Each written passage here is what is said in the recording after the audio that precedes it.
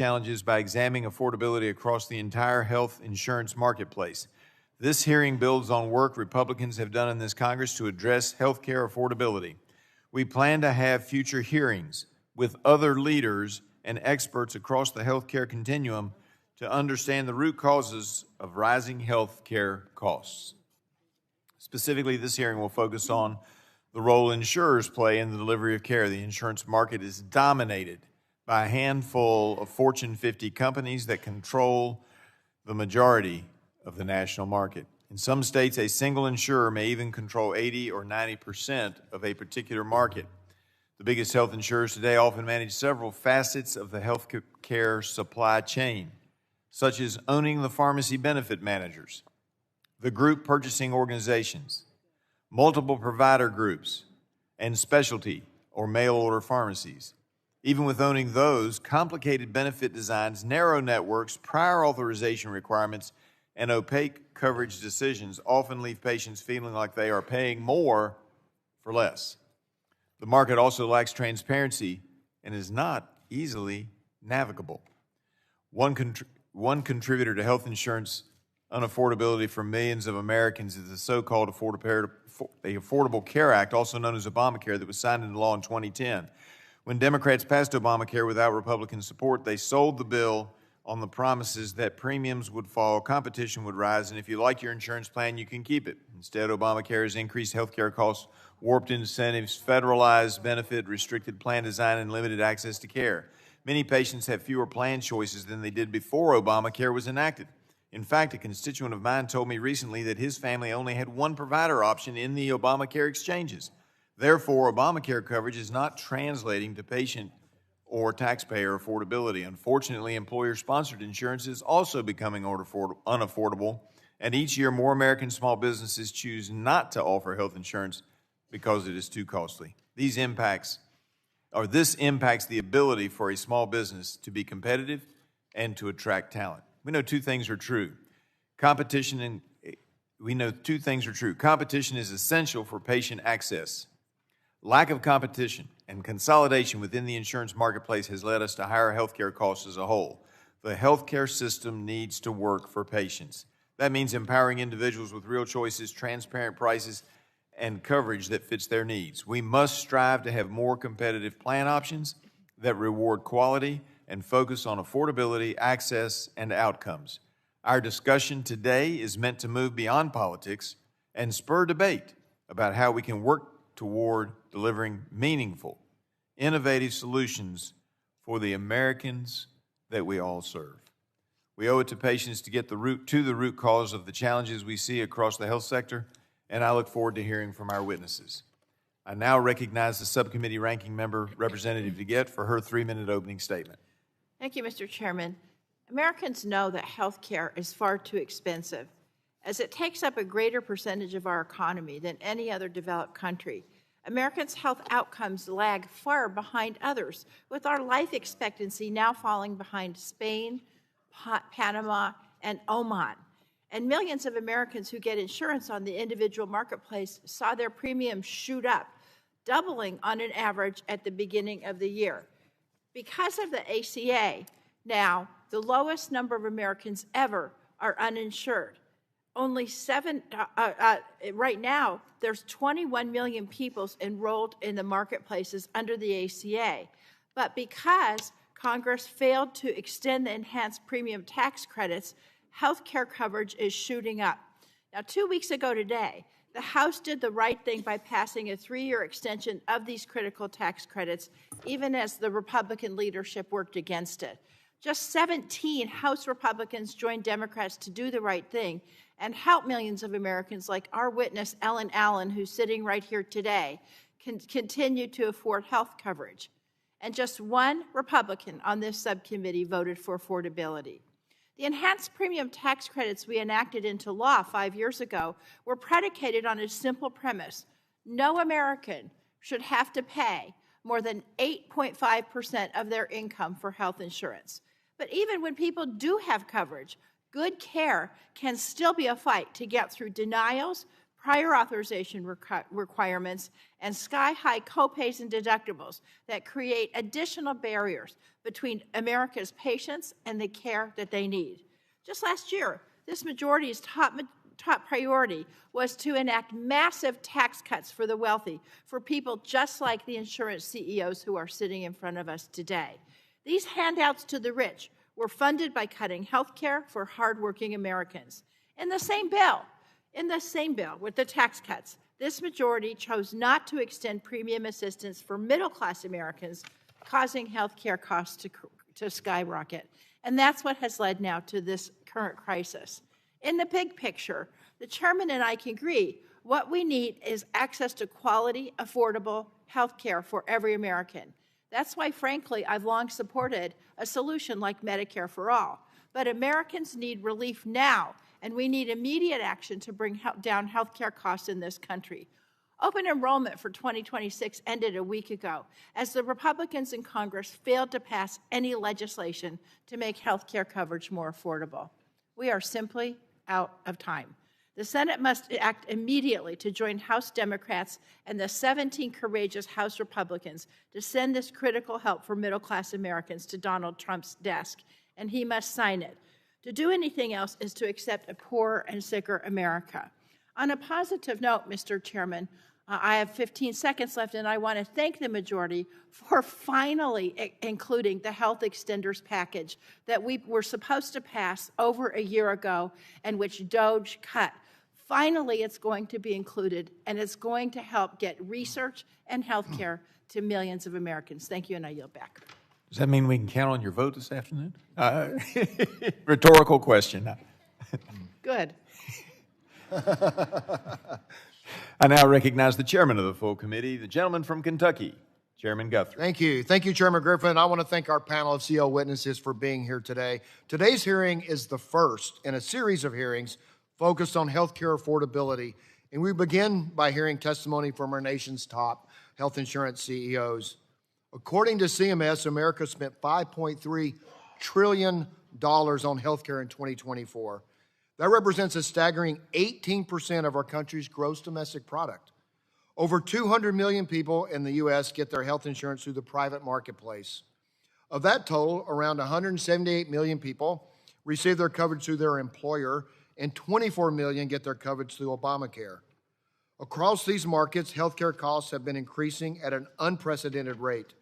In the Obamacare markets, healthcare premiums increases for 2026 were as high as 40 and 50%. In the employer marketplace, year-over-year cost increases for 2026 are at a 15-year high. Despite what my Democrat friends would have the American people believe, healthcare affordability is far from a one-market issue. It also isn't a new issue. This committee has previously worked in a bipartisan way to pass major reforms across the healthcare sector to make healthcare more affordable for all Americans. I hope we can rise above the politics and have a real discussion about the root causes of affordability and how we can help all Americans have access to more affordable care. And that is why we have convened this panel of CEOs today, who can speak authoritatively on the market forces affecting affordability. The goal of this hearing is to have a conversation about these rising healthcare costs, and your companies sit at the center of our healthcare financing system. Nearly every dollar spent on healthcare in America runs through your companies or one of your competitors. And as we as a country are spending a lot on healthcare, a core component of your industry's value proposition is working on behalf of Americans to lower the cost of healthcare, along with improving access and quality. Yet healthcare costs are increasing every year, and more Americans have become frustrated by the feeling that their insurance isn't working for them and working against their health. I want to be clear in what we expect to hear answers on today. As some of the largest companies in our economy and amongst the companies that benefit the most from government subsidies, how do you justify the continuing skyrocketing costs for your beneficiaries? What are you doing that is working to lower healthcare costs, and what isn't working, and what are the barriers we need to address? What should insurance companies be doing better to live up to the promise to the American people? I thank you all for being here. I look forward to a spirited discussion and great information, and I will yield back. Gentleman yields back. I now recognize the ranking member of the full committee, Representative Pallone, for his 3-minute opening statement. Thank you, Chairman. Today, Republicans are looking for a scapegoat to blame for the fact that 24 million Americans saw their health care premiums skyrocket at the beginning of this year. By calling health insurance executives before us today, Republicans are attempting to divert attention from their failure to extend the Affordable Care Act's enhanced premium tax credits. Make no mistake, congressional Republicans and President Trump are to blame for the health care affordability crisis Americans are experiencing today, and it's only going to get worse. That's because Republicans are sabotaging our nation's health care system, driving up costs, taking away coverage, and undermining access to care at every turn. As a result of Republicans' actions, including passage of their cruel big ugly bill, 15 million people will be left uninsured, driving up health care costs for everyone with private health insurance. Now, Republicans are proposing further dismantling the ACA in favor of junk insurance and health savings accounts that won't help when you or your family get sick. Chairman Triffett talked about competition, but it's not competition if your alternative doesn't provide coverage. For example, a policy without hospitalization, which a few years ago Republicans were advocating. You could buy a policy without hospitalization. That's not health care coverage. If I get a policy that has a deductible of $7,000 or $8,000, and then you give me $2,000 in a health savings account, that doesn't help me either unless I'm rich. Their policy is for the rich guy, not for the average guy. We set up the ACA because people couldn't buy health insurance that had good coverage and was affordable. And nothing Republicans have discussed so far changes that. If costs go up, which is what they've done because, the health crisis and the cost of health care, then the only way to help people is to provide more subsidies or tax credits so they can afford the insurance. Giving them junk insurance or giving them high deductibles and some kind of $2,000 amount of money for a health savings account isn't going to help them. It's not going to provide any real competition or alternative. And it's not the way to make health care more affordable. So I appreciate the opportunity to hear from the executives of our nation's largest health insurance companies today. This is not your fault. This is the Republicans' fault. It's not your fault. Don't let them drag you in here and blame you for what's going on. It's not your fault. Democrats stand ready to continue to fight to lower health care costs for the American people.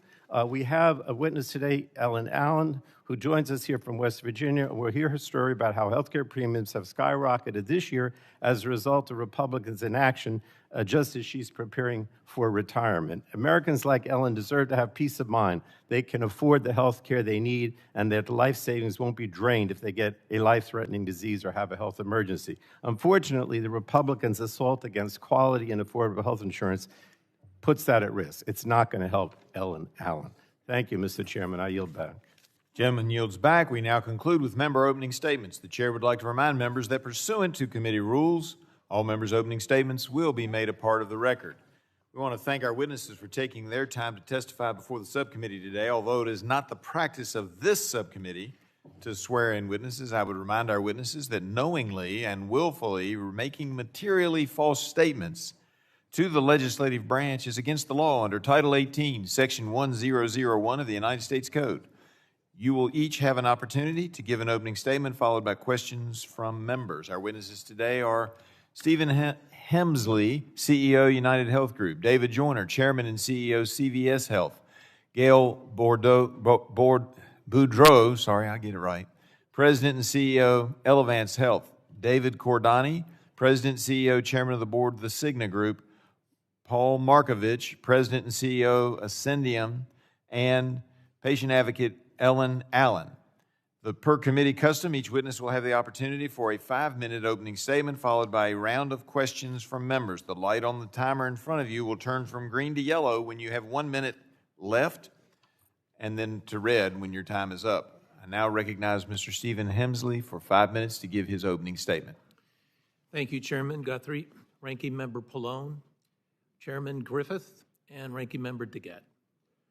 Members of the committee, thank you for inviting me to testify today. Every day, people count on our company not just to help them when they're sick, but to help keep them healthy and well at every stage of their lives. And we take that responsibility seriously. Sir, could you move the mic a little closer to your mouth so everybody can hear you? Thank you.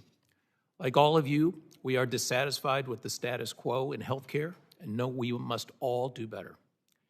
And so we are committed to doing exactly that. That's in part why I returned to UnitedHealth Group as chief executive. Our mission as a company is to help people live healthier lives and to help the health system work better for everyone. Better outcomes, better experiences, lower costs. Achieving these goals means being candid about why healthcare costs continue to rise. The cost of healthcare insurance fundamentally reflects the cost of healthcare itself. It is more an effect than a cause.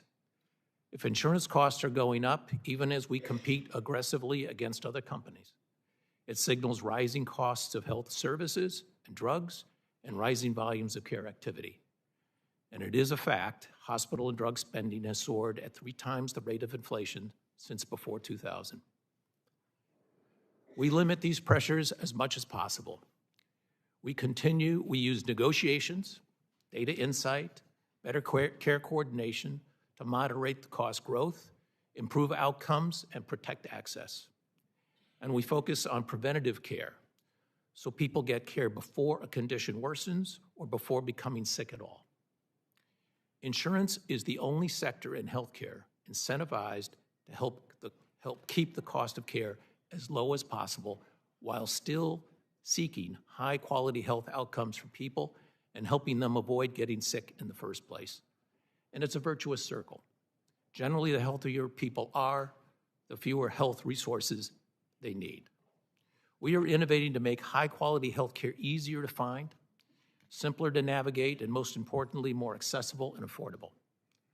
Last year alone, we negotiated nearly $300 billion in savings for our customers. Without those efforts, recent premium increases would easily have been twice as high. Nearly 90% of our premiums go direct to direct medical care, including in Affordable Care Act plans. Our enterprise margins are around 5%, with Medicare, Medicaid, and ACA margins being far less than that. Additionally, we've made notable progress in areas such as value-based care, which incentivizes better care and health outcomes and simplifies the experience. And in Medicare Advantage, which provides lower total cost than traditional Medicare, with more benefits and lower overall cost to seniors, a majority of whom choose it each year. We've introduced innovative health plans that offer people the information they need up front, enabling them to comparison shop for care. These plans often have no deductibles and no coinsurance, and members pay on average more than 50% less in out-of-pocket costs compared to traditional plans. And employers offering these transparent plans are also seeing lower total costs. We're committed to extending these consumer-centric features wherever we can to consumers, give them more choice, more control, more transparency and certainty, and more value. We're mindful of the current moment and the debates about affordability in Congress and throughout the country. And we appreciate the current bipartisan talks focused on ideas around affordability, transparency, and possible short-term tax credit extensions. Because we want to continue to be a part of the solution, with respect to ACA individual plans, we will voluntarily eliminate and rebate our profits this year for these coverages. I know there are aspects of our products and services that are still confusing and complicated for people.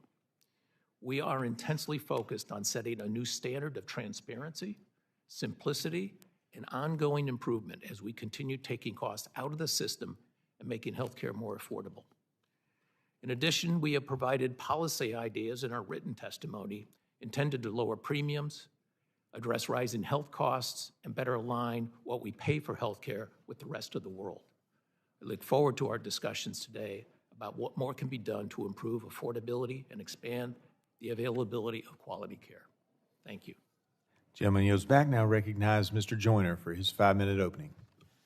Thank you. Chairman Griffith, Ranking Member DeGette, and members of the committee, thank you for the opportunity to share our perspective on the drivers of healthcare costs and the market and policy solutions needed to address them. CVS Health engages with millions of Americans every day in their communities, helping families struggling with an often confusing, disconnected system and the rising cost of health care. What's driving these costs is understood. Greater demand for care, growing medical provider costs, and persistently high prices for hospital care and prescription drugs. Every day we are addressing the fragmentation and the underlying cost of care. That starts by making care for Americans accessible and affordable, and most importantly, simplifying the patient experience at every point. Our 300,000 employees across the country work every day to meet this moment. CVS Health supports the committee's goal of addressing rising medical costs, and we want to be a partner in addressing these challenges together. We are working to ensure our members have access to the right care at the right cost, and we're expanding low-cost primary care, covering preventative care at no cost to patients, and offering free virtual care to eliminate barriers to access.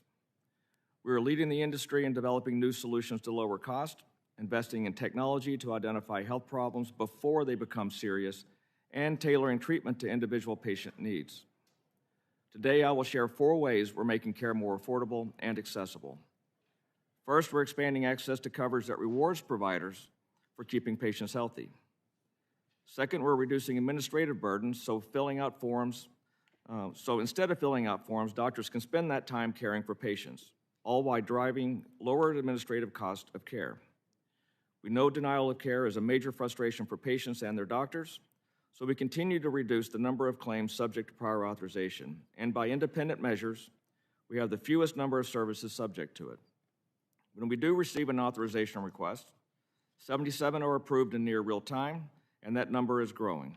The medications, nearly half are approved immediately, and for others, the average approval times have decreased from 3 hours in 2024 to just 34 minutes today. CVS Health's bundled approach now gives providers one approval covering medical procedures like repeat imaging and medications for specific conditions. For patients undergoing breast cancer treatment, that means a single authorization for the entire series of procedures. Third, we're using competition to address rising drug costs. We're aggressively promoting the use of biosimilars. We now have the vast majority of members paying $0 out of pocket for the once pricey drugs that have generated more than $1.5 billion in savings for our customers. Fourth, we're building a modern consumer healthcare platform that we will open to all plans and providers. For patients, it's simple. Open one app that allows them to own and manage their own healthcare. For 17 million monthly active app users, we will schedule appointments, refill prescriptions, access preventative care, all in one place, with the goal of helping them stay healthier at lower cost. And for the healthcare system, it's a shared foundation we believe will make healthcare more coordinated and affordable. I took this role 15 months ago because I wanted to help shape the future of healthcare in this country. I'm proud of the work we have done so far to simplify the healthcare experience and make healthcare more affordable and accessible for American families. I know there is much to do. It requires health plans, providers, and employers working together. That's why we support reforms that increase transparency, competition, and innovation, particularly among hospitals and in the pharmaceutical supply chain. We encourage policymakers to preserve flexibility for employers to offer benefits that meet their workforce needs and to avoid policies that reduce competition or add bureaucracy. We want to work together, first, to explore solutions that bring younger and healthier people into the risk pools. Secondly, expand the definition of preventative care to services that keep people healthy and out of the hospital, and allow people in high-deductible plans to access these services in their pre-deductible phase. Third, address the bad actors who are gaming the No Surprises Act. Centralizing eligibility, automating processes, and increasing oversight can help address this abuse. Fourth, accelerate the interoperability of health records to reduce friction and help patients manage their health. And finally, pass the ECAPS legislation, allowing pharmacists to practice at the top of their license and receive Medicare reimbursement. This will benefit every pharmacy in this country while improving access for patients and reducing cost. We welcome the committee's partnership in these efforts as we continue to work to make healthcare more affordable for all Americans. Thank you, and I look forward to your questions and to the additional hearings in this series. Thank you very much, and now recognize Mrs. Boudreaux. Thank you, Chairman Griffith and Guthrie, ranking members DeGette and Pallone, and members of the committee. I'm Gail Boudreaux, President and CEO of Elevance Health. For over 80 years, we've served individuals, families, and communities. I appreciate the opportunity to be with you today on an issue that is weighing on households across the country, healthcare affordability. Families are frustrated by the rising cost of healthcare and their right to be. Rising premiums and out-of-pocket costs strain household budgets and cause people to delay care. This is personal, and for many families, it's frightening. We can all do better. Americans want solutions, and we're taking concrete steps to deliver them. Our responsibility is to provide coverage people can afford, provide clear information in plain language about coverage and costs, and make timely decisions. That includes negotiating for fair prices that affect premiums and out-of-pocket costs. Our role isn't just to explain costs. It's to act and make healthcare easier to navigate for patients and doctors. Every redundant step and paperwork delay adds costs and frustrations without improving care. Prior authorizations apply to about 3% of our claims. And since January 1st of 2024, we've removed more than 400 services from prior authorization requirements. For what remains, we're expanding electronic prior authorization to reduce paperwork and speed decisions, and using technology, including AI, to handle routine steps and move information faster, while clinical judgment remains in human hands. The United States now spends more than $5 trillion a year on healthcare.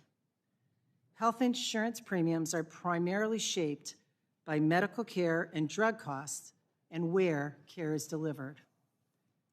When the prices charged for care rise, premiums and out-of-pocket costs rise too. Hospital spending increased by nearly 10% in 2023 and again in 2024, the fastest rate in more than 3 decades, outpacing inflation and wage growth. Prescription drug spending grew nearly 8% in 2024 and now represents a quarter of what employers spend on health care. Costs also rise when the same service is billed at a much higher price in a hospital setting than in a physician office or urgent care. Fraud, improper billing, and administrative requirements also add costs that ultimately show up in premiums. We're focused on practical solutions that lower costs and make healthcare easier to navigate. Our approach of coordinating medical and pharmacy benefits is helping employers lower medical and prescription drug costs, saving some employers up to $212 per person per month, underscoring our whole health approach. We also promote preventative care so problems can be caught early, and we work with doctors and hospitals to help patients get the right care at the right time and in the right setting. For example, our concierge care oncology program has lowered chemotherapy-related hospital admissions by more than 60%. We're committed to being part of the affordability solution because when healthcare is too expensive, people delay care, employers struggle to offer coverage, and families lose peace of mind. Keeping care within reach requires common sense reforms that address root causes, such as hospital price growth, rising prescription drug prices, unnecessary paperwork, and a lack of transparency. With discipline and partnership, progress is possible. Thank you again for the opportunity to be here. I look forward to your questions and to working with you to make healthcare more affordable. I thank you. We're going to hold for just a second, and I'm going to make a housekeeping announcement. We're expecting votes at 10:30. The ranking member and I will do our questions, and then we will recess until after the vote is completed. But we will start as soon as we have the ranking member and myself and a majority of the subcommittee here. We will start with questions again in order to meet our time deadlines. That being said, I now recognize Mr. Cordani for his 5 minutes. Chairman Guthrie, Chairman Griffith, Ranking Members Pallone and DeGette, and members of the subcommittee, thank you for the opportunity to testify here today on one of the most pressing challenges facing American families and employers, which is the cost of health care. My name is David Cordani, and I serve as the chairman and CEO of the Cigna Group. We're a global health service company. We serve millions of Americans through employer-sponsored coverage and union-based coverage programs, and our services are designed to improve affordability, broaden access, and make care easier to navigate. And while I am proud of the work we do, we know there is more to be done. At a high level, there are 3 areas where we could further improve the U.S. healthcare system for the benefit of patients. First, we must focus more resources on the patient earlier in the care journey, especially programs that prevent chronic disease and support long-term health. Second, we need to better align incentives for providers and pharmaceutical manufacturers that reward based on the clinical outcomes, not just the volume of services that are consumed. And third, we must further leverage competition in America, where it is proven to lower costs and improve care for the benefit of patients. I joined Cigna more than 30 years ago, and during that time, I've seen amazing advancements in medical care. Over that time, I've also seen medical costs continue to rise at multiples of inflation. And as discussed, many Americans feel that pressure every day at the kitchen table or at the coffee table, which is why this discussion is so important. The U.S. healthcare system does generally provide quick access to high-quality care, but we know access is only meaningful if it's affordable. The system requires health plans, hospitals, drug manufacturers, physicians, and policymakers to work together with the patient at the center. At Cigna, we're focused on expanding access to preventative care, coordinating services around patient needs, and increasing transparency so people better understand how their healthcare costs are being spent. But today, our system overwhelmingly pays for care after people become sick. Prevention and sustained engagement are more the exception than the rule. We do know a better approach works. For people living with chronic conditions, we have redesigned coverage and care models supporting prevention and treatment adherence. This means eliminating or lowering out-of-pocket costs for life-saving medications. It means coordinating medical, pharmacy, and behavioral care for the whole person. And it means giving patients the support they need to stay healthy and avoid costly complications. But expanding these solutions requires us to confront the underlying cost drivers as well. For example, since 2000, the cost of a hospital stay has increased 220% in America. In 2024, the median launch price of a new pharmaceutical was $370,000. That's up from $2,000 less than 20 years ago, or a 12,000% increase. These prices put many treatments out of reach for individuals or employers, especially when competition is delayed or blocked. We also need to recognize there are broader forces at work here as well. Our population is aging, and more Americans are living with chronic conditions. That increases costs across the entire system and drives premiums up, just as increasing fuel prices might drive up costs across the economy more broadly. At Cigna, we work tirelessly to counterweight these pressures. Our ability to drive competition, for example, amongst generic drugs has led to some of the lowest generic drug pricing in the world. And where we could effectively harness competition with brand drugs, we're driving meaningful savings for patients. For example, we've been able to cap the cost of insulin at $25. We have biosimilars available to many patients at $0 out of pocket. And we are further modernizing prescription benefits to deliver lower costs at the pharmacy counter through greater transparency. This focus on solutions matters most for people when they're at their most vulnerable. For example, a cancer diagnosis is devastating for both the patient and the family member. We build care models that eliminate out-of-pocket costs and connect patients quickly with top specialists, supported by focusing, again, on outcomes, not volume. Our goal here is simple: get the right care at the right time without adding financial stress. We do recognize that no single company or sector could solve this alone. That's why we at Cigna stand ready to work with Congress, this committee, and the administration more broadly, and partner within the healthcare sector to further prioritize focusing on prevention, rewarding based on value, not volume, and leveraging competition to further lower costs for the benefit of Americans. I look forward to your questions today. Thank you. Thank you. And now recognize Mr. Markovich for his 5-minute opening. Thank you. Dear Chairman Guthrie and Griffith, Ranking Members Pallone and DeGette, and members of the committee, thank you very much for the opportunity to testify before you today. My name is Paul Markovich. I am President and CEO of Ascendian, a nonprofit and the parent organization of Blue Shield of California. Our healthcare system is bankrupting and failing us. It's way too expensive, it's too impersonal, it doesn't cover everybody, it has inferior quality scores relative to other countries, and it's mistrusted by far too many Americans. This is unacceptable. We all are mortal, and therefore we are all going to need the healthcare system. When our loved ones need to access it, we want them to be able to afford it, and they get treated the way they deserve to be. Our nonprofit organization describes this as a healthcare system that is worthy of our family and friends and sustainably affordable for everyone, or simply worthy of us.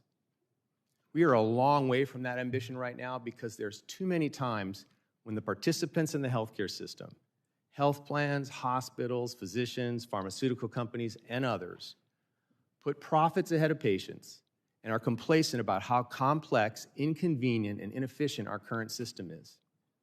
This leaves consumers, employers, and the government financially stressed and frustrated with the impersonal and inconsistent service that they receive. The good news is we can fix this if we have the collective courage and conviction to do so. It starts by recognizing that we must fundamentally change this flawed system, and we must all take accountability for doing so. We don't need more explanations as to why healthcare costs so much, or more attempts to blame others for the problems.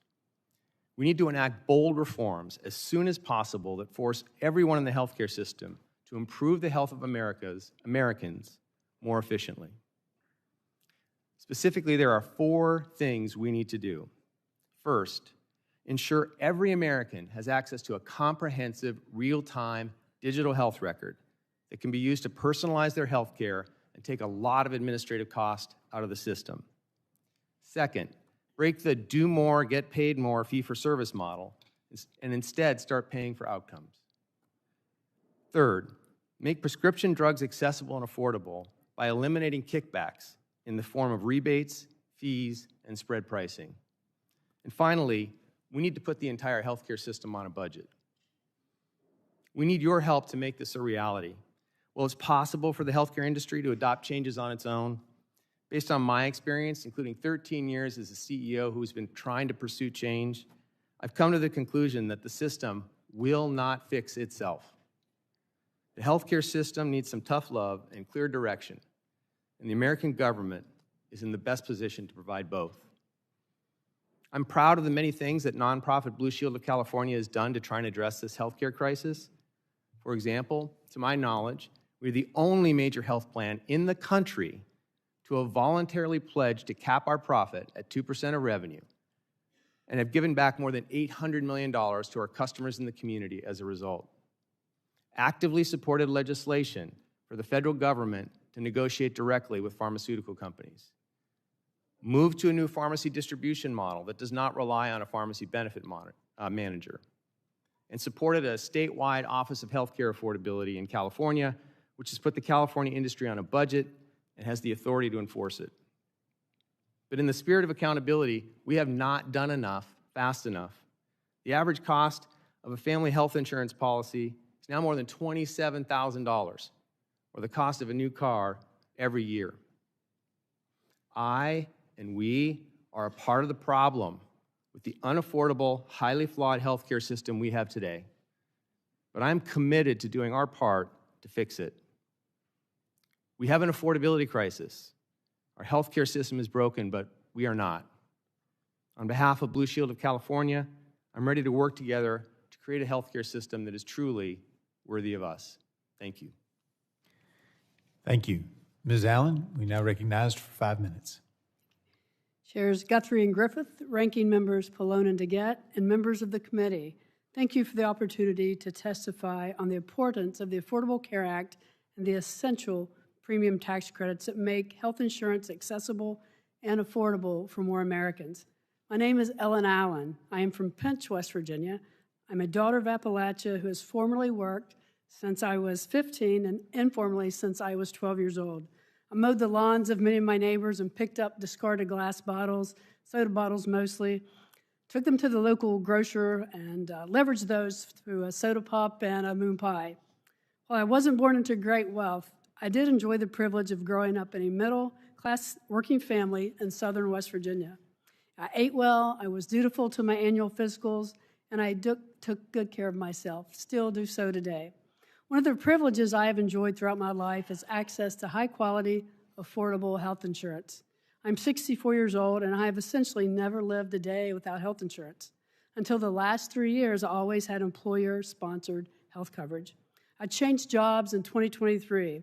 The small organization I work for today can't afford the $50,000 for the annual premium to cover 2 of its employees. 2 employees.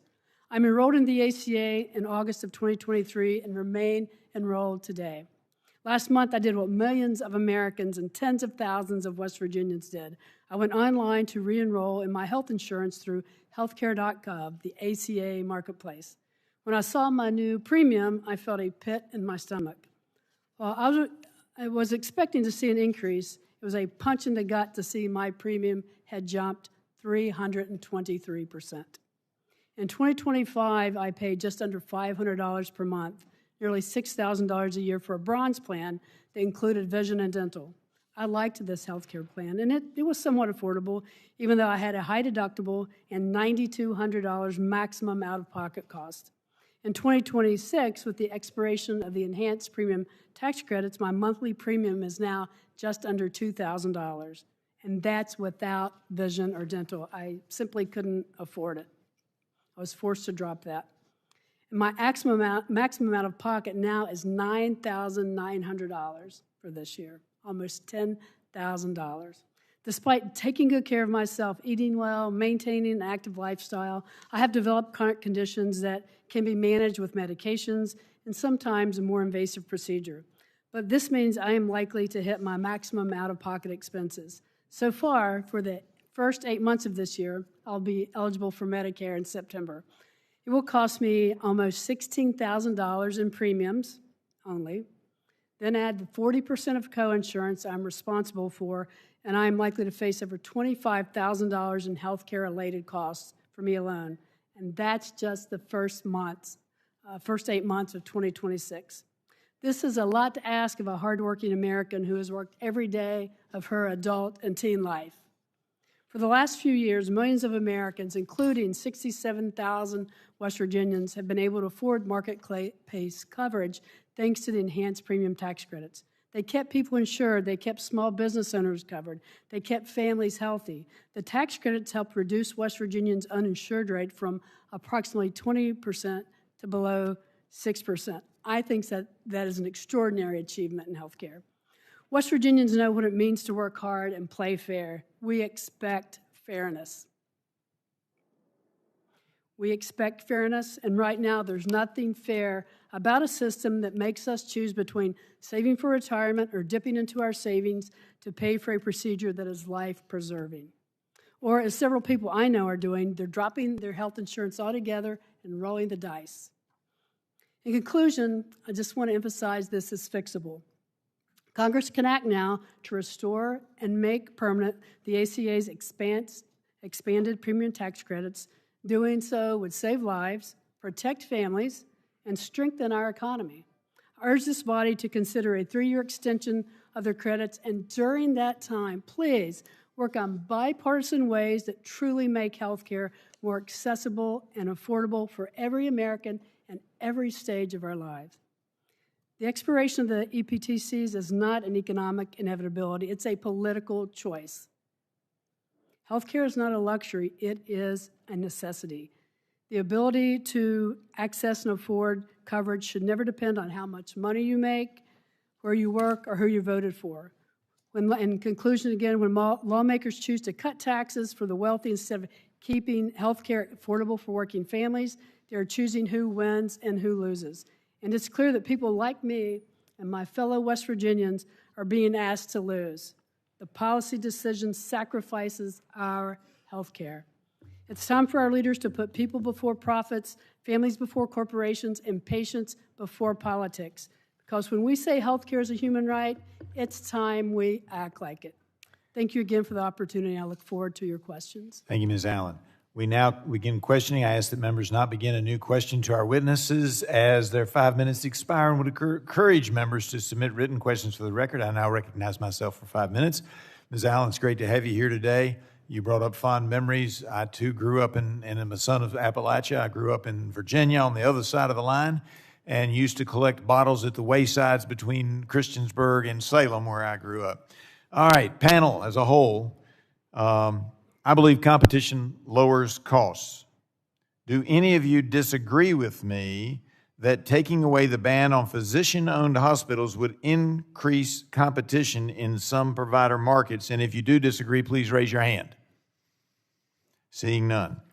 I appreciate that. Well, then the question becomes, do you think there should be more insurance competition or more competition in the insurance market, particularly in light of the fact that many of your companies own huge swaths of healthcare, including pharmacies and mail pharmacies and PBMs?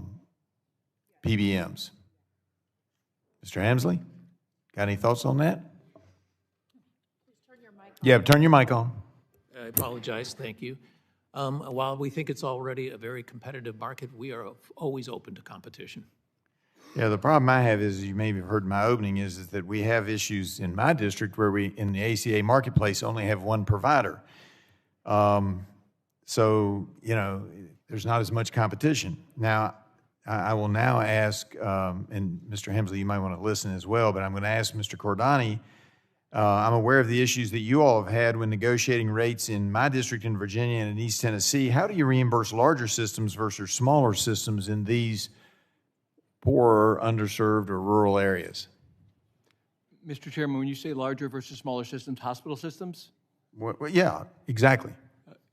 Each hospital system negotiation is unique. So each hospital system has its own contractual relationship, and we try to get to the best balance of affordability and access. We typically serve the employers in your home state, so we get the network or the access to the hospitals and the reimbursements to align. It is not higher reimbursement for larger and lower reimbursement for smaller. They're unique to each provider. So when you have only one provider, particularly in the ACA marketplace, how does that impact the leverage that you have when negotiating with hospitals?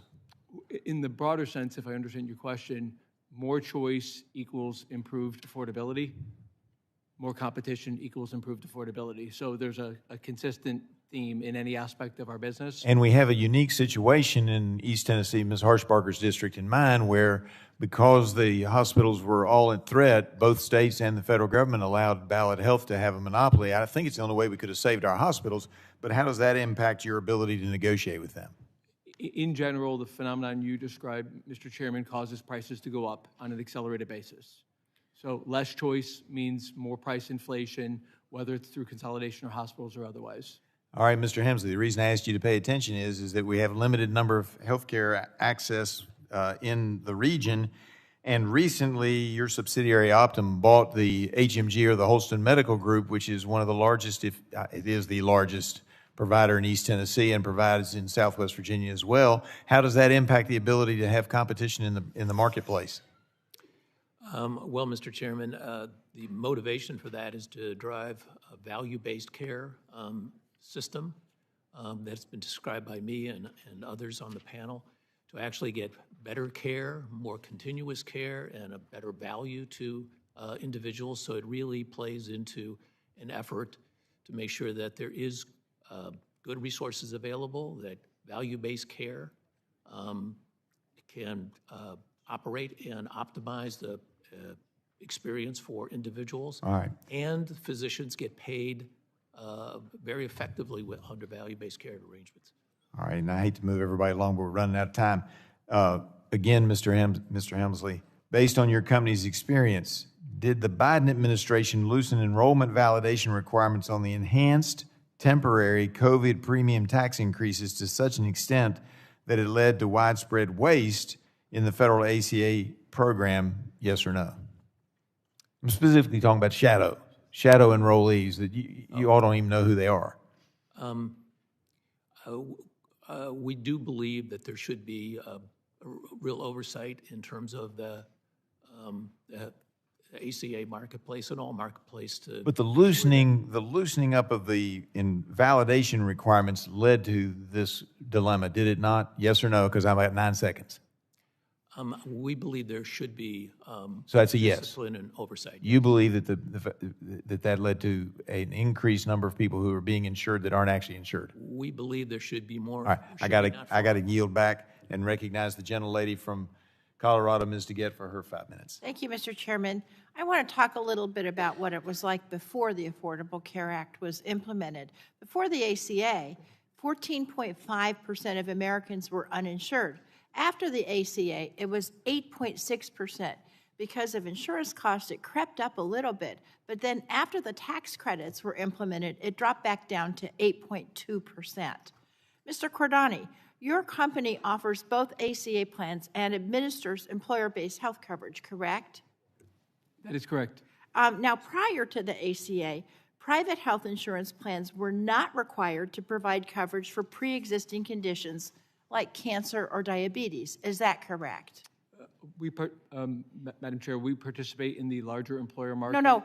Before that, before the ACA, the plans were not required to cover these things, pre-existing conditions, right? In the small employer marketplace, correct. In the large employer marketplace, now, they're covered. Even in employer-based insurance, there could be restrictions like waiting periods on coverage of pre-existing conditions before the ACA. Is that correct? Congresswoman, in the small employer market, correct. Yes. And plans were permitted to have lifetime benefit limits where if you became too expensive as a patient, they could throw you off the insurance. Is that right? Yes, it is. Okay. Now, people might have had to pay also for preventative services to keep them healthy before the ACA had the essential benefits included. Is that correct? Again, in the small employer market, not in the large employer market. Okay. Now, today, are your plans in the ACA marketplace or employer plans in large or small markets permitted to engage in any of these practices? Congresswoman, we cover approximately 1% of the ACA. I know what you do. Are people in the large or small markets permitted to say, no, you have a pre-existing condition, I'm not going to cover you? There are certain requirements in the ACA that everybody has to follow now so that everybody can have insurance. Is that right? That is correct. The practices in the large employer market are now in the small employer market. Now, the ACA has succeeded in many ways, but clearly, and we can agree on this on both sides of the aisle, system-wide work is needed to bring down costs for everybody. People on exchanges, people with employer-based insurance, people with Medicare, and more. Enhanced premium assistance built upon what the ACA got right. Capping the cost of premiums in the individual marketplaces contributed to over 24 million people purchasing insurance on the exchanges last year, including Ms. Allen. So, Mr. Markovich, I want to ask you, ACA premium support is calculated based on some of the lowest premiums in the market. Is that correct? Yes. Now, if one plan is more expensive, subsidies don't just automatically increase. Is that right? That's correct. Okay. And that means that plans have to compete on price, not just sit back and let the subsidies roll in. Is that right? Yes. Now, some of my colleagues have said this assistance to middle-class Americans is a handout to insurers. Mr. Joyner, we had enhanced premium subsidies in place in 2024. Is that right? Correct. Now, at that same year, the health benefit segment of your business took a $984 million operating loss. Is that right? Correct. And so I would say if premium support is a handout, it's surely not a very good one. What premium support is, though, is help to the middle help the middle class afford health care. So I want to ask you, Ms. Allen, when people can't afford insurance, do you think it's worse for the person going without health care or worse for the insurance industry? It's it can be catastrophic for the individual going without insurance or delaying the help they need. So I've got 45 seconds left. Some of you know about my daughter, Francesca. She's a type 1 diabetic. And last summer, and she's a young lawyer, she had a job through her employer. And she called me up. I was listening to you, Mr. Cordani, talk about the insulin prices, but she called me up and she said, Mom, can I put my $1,500 quarterly diabetes equipment payment on your credit card because I'm just having a little cash flow problem this month? And I said, $1,500 quarterly? She had a $6,000 deductible on her insurance. So we have to fix that. You have to fix that, and you all have to be our patience in fixing that, because that ain't going to work for Francesca, and that's sure not going to work for Ms. Allen or anybody else. I yield back. Gentlelady is back by agreement. We're going to get one more set of questions in. We now recognize the chairman of the full committee from Kentucky, Mr. Guthrie. Thank you, Mr. Chairman. Thank you, everybody, for being here today. And I want to start with experts, including the Congressional Budget Office, estimated that the expiration of the temporary Obamacare enhanced COVID credit is projected to increase premiums by anywhere from 4% and 8%, depending on the market. Yet in many areas for 2026, insurers requested and were approved for premium increases of 30, 40, even 50%. So, Ms. Boudreaux, you're in Kentucky, so the average Elevance Obamacare plan increased its premium by roughly 24%. Despite white Democrats would have the American people believe that temporary COVID credit does little to actually lower underlying Obamacare premiums, and the American taxpayers are footing the bill. So, Ms. Boudreaux, by your best estimation, even if the Democrats' temporary COVID credits were extended, would Obamacare plan bids in my state of Kentucky increase or decrease between 2026 and 2025? Well, thank you very much for the question, Congressman. You know, as we've shared, premiums reflect the underlying costs. So they would have increased, right? I've only got 5 minutes, I'm sorry. So they would have increased regardless of the extended credits, correct? The credits will give consumers But they still a break, increase. but the overall costs are still driven by underlying root causes. Well, let's talk about the overall cost. So I want to, Obamacare costs are skyrocketing. The American people are holding the bag. But unfortunately, because the incentives have been so warped by the Democrats' policies, these affordability challenges are not just happening in Obamacare, but across all of healthcare markets. And so I want to focus on a particular incentive. And I would like to quickly go through a few questions for each of the CEOs. And I need a quick yes or no question. And does the medical loss ratio, or MLR, put in place by the Obamacare, does it cap the dollars that you can maintain at a percentage of the total amount of the premium payments your companies receive? Does the MLR cap what you can maintain based on the premium? Is that yes for everyone? It does. I mean, is it true that if the amount of your premiums go up, then the amount of dollars you can maintain, including profits, would actually increase? Yes or no? Yes, it would go up. So, and as in premiums increase, when your company's input costs like hospital reimbursements, provider payments, and drug costs increase. So the MLR policy also requires you to spend a set percentage of premiums on medical services. So, under the requirements of the MLR policy, the less that your companies contain the cost of health care, then the more your premiums increase, and that results in an increase in your total profit potential. So then, the Obamacare MLR policy effectively, it's an incentive for your premiums to be higher because you're penalized when you try to curtail health costs. Is that true, yes or no? Start with Mr. Hemsley and we'll go down. This is a very competitive marketplace. We compete based upon price and premiums. So it is very competitive, and premiums really reflect the actual cost of healthcare services. So I know I got brief time, so we can let each one answer, please. I'm sorry.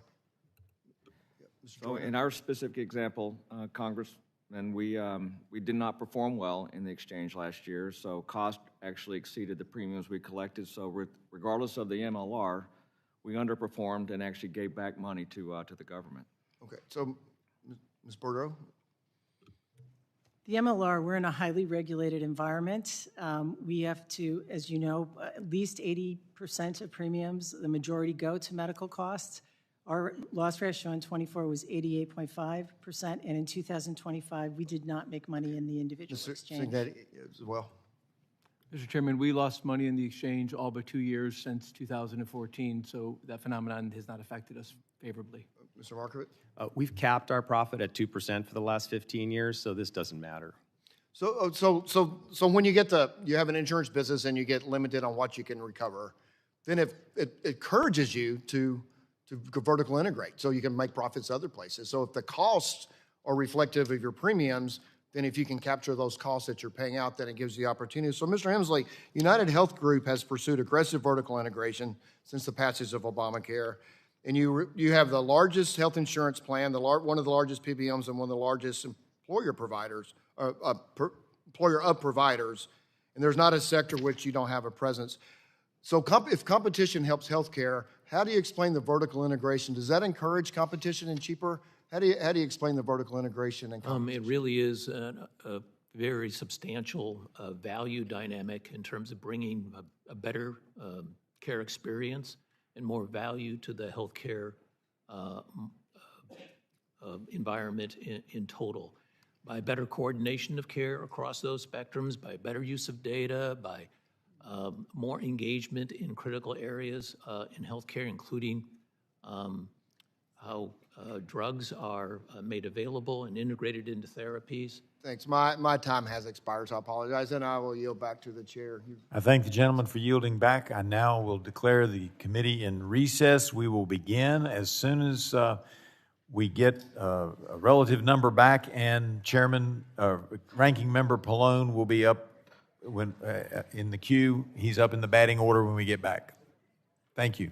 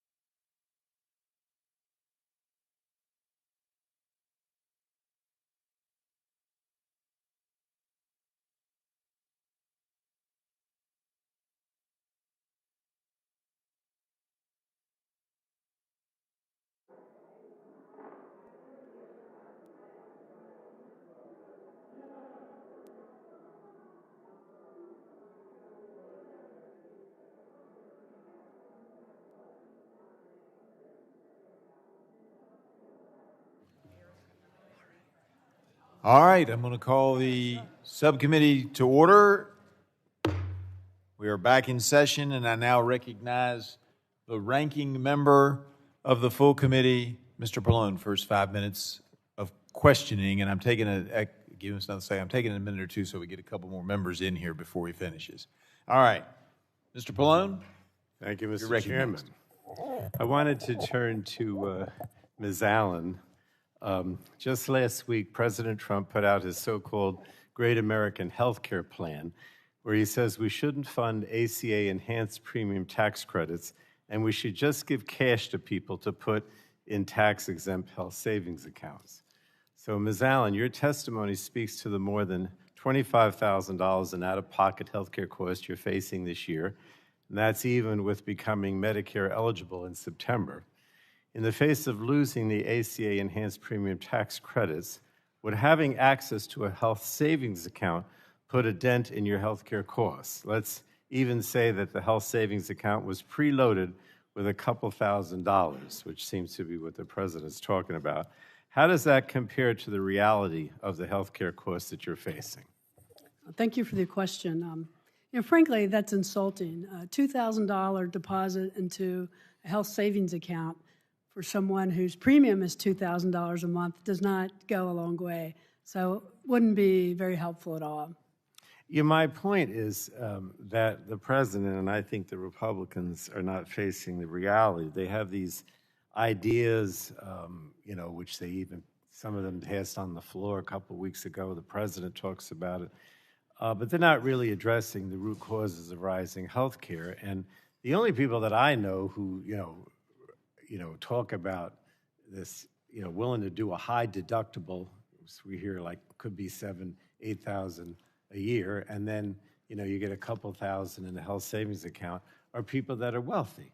Because you can't, it seems to me, you can't, put money into, first of all, you can't even put money in a health savings account unless you have some excess money to spare, right? And so this idea of highlighting a health savings account as an answer, it just isn't. It only benefits the wealthy, in my opinion, because the majority of Americans can't afford, their medical bills, much less pre-fund a tax advantage account for thousands of dollars. It doesn't do anything for them. And I really think that if we want to address the affordability crisis now, the only answer is extending the ACA enhanced premium tax credits. But let me go back to, I don't know if we have time for everyone, but I wanted to ask some of the CEOs. I'll start, I guess, with Mr. Markovich, where to the companies who provide coverage on the ACA marketplace and ask for the plans you offer. What are people telling you about the coverage? What are you hearing from them? I'll start with you, Mr. Markovich. Well, what we're seeing is that for certain people in certain categories, their premiums are going up quite substantially as a result of the expiration of the tax credits. I was speaking to a member in California last week. He's 61 years old. He's the proprietor of a small business. He's been a 10-year member under the ACA, covering himself, his wife, and his two daughters. And his premiums were going to go from $1,600 a month to almost $5,000 a month. He simply couldn't afford it, and he ultimately ended up putting his wife and two daughters on a bronze plan, a much less rich plan, and he's literally going uncovered and just trying to hang on until he's eligible for Medicare. So for people in that category, higher income, 400% of the poverty level, and that age bracket, it's been some significant increases.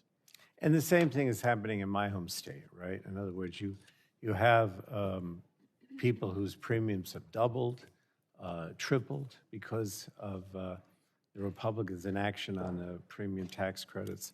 And the problem is if you go from silver to bronze, you often have less coverage, or you have a higher deductible or higher co-pays. And, I just, when the Republicans say, oh, that's okay, it just doesn't work for the average person. And the idea of having these health savings accounts to make up the difference is completely out of reach for people who are middle income. That's my experience. So I know I can't go down the whole list here. My time has run out. Thank you, Mr. Chairman. Gentleman yields back. Now recognize the gentlelady vice chair of the subcommittee, Ms. Harshbarger from East Tennessee. Thank you, Mr. Chairman, and thank you to the witnesses for being here today. Today we're here because American families are being crushed by health care costs, and the failures of Obamacare and insurance companies sit at the very center of that system. Premiums are up, deductibles are up, choices down, and meanwhile, insurance profits, consolidation, and executive compensation continue to rise. This is not a failure of doctors or patients, it's a failure of a system that rewards bureaucracy over care, opacity over transparency, and market power over competition. So first I want to touch on the issue of consolidation and vertical integration. And as a pharmacist, both in my practice and from healthcare providers across the country that contact me, there's a real concern when a single corporation controls coverage, pricing, dispensing, and care decisions. When that level of vertical integration exists, competition erodes, and patients end up paying more. That's just a bottom line. There is a chart to the right of me, and what we see, this is what it looks like in real practice. The same corporate family decides what's covered. They set the drug prices and the rebates through its PBM. It controls the pharmacy counter. It owns the doctors and the clinics, and they make referrals, and it increasingly controls the data and analytics that drive the utilization decisions, ladies and gentlemen. That's not competition, that is control. And that isn't just participating in the market, it's writing the rules of the market. So we're going to start with some questions. First, Mr. Hemsley, and then I'll go to Mr. Joyner. What prevents your companies from steering patients to their own pharmacies and clinics, prioritizing their own PBMs, or designing benefit structures that disadvantage competitors? And if your answer is simply going to be existing law or existing regulations, you need to pinpoint specific guardrails that affirmatively stop those practices. Mr. Hemsley? Well, thank you, Representative, for the... And I've got a short amount of time, so you need to be quick, sir. I think there are a number of factors.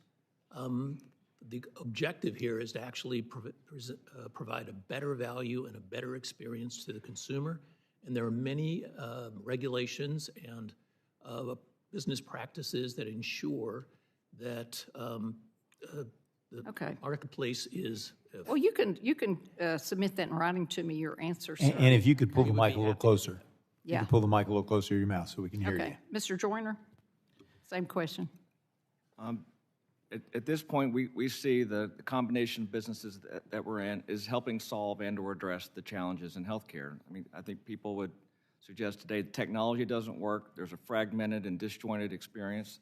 So by putting these businesses together, we believe we're solving for, one, the fragmentation, the disaggregation. If you're in a rural healthcare setting like my district or Representative Morgan's Griffith's district, listen, you have independent pharmacies who are underwater. They can't get reimbursed properly. They lose money on every prescription. You have physician practices who cannot get it together. They go bankrupt because of the vertical integration within these entities. So you can also submit in writing your answer to that, sir. Yeah. Mr. Hemsley, I'm used to following the money, especially when patients are told something is about affordability. And AARP presents itself as an independent nonprofit speaking for seniors.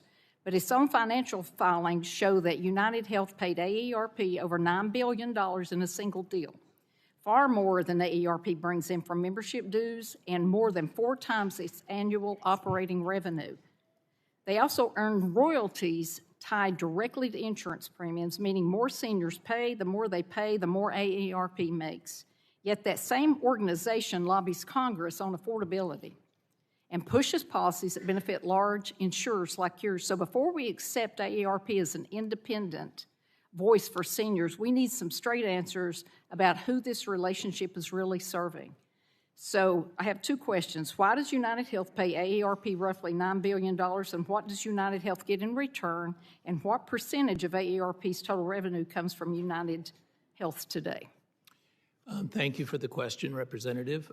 We've had a long-standing relationship with AARP, more than 20 years, and we serve their members. Well, you're not answering my question, sir.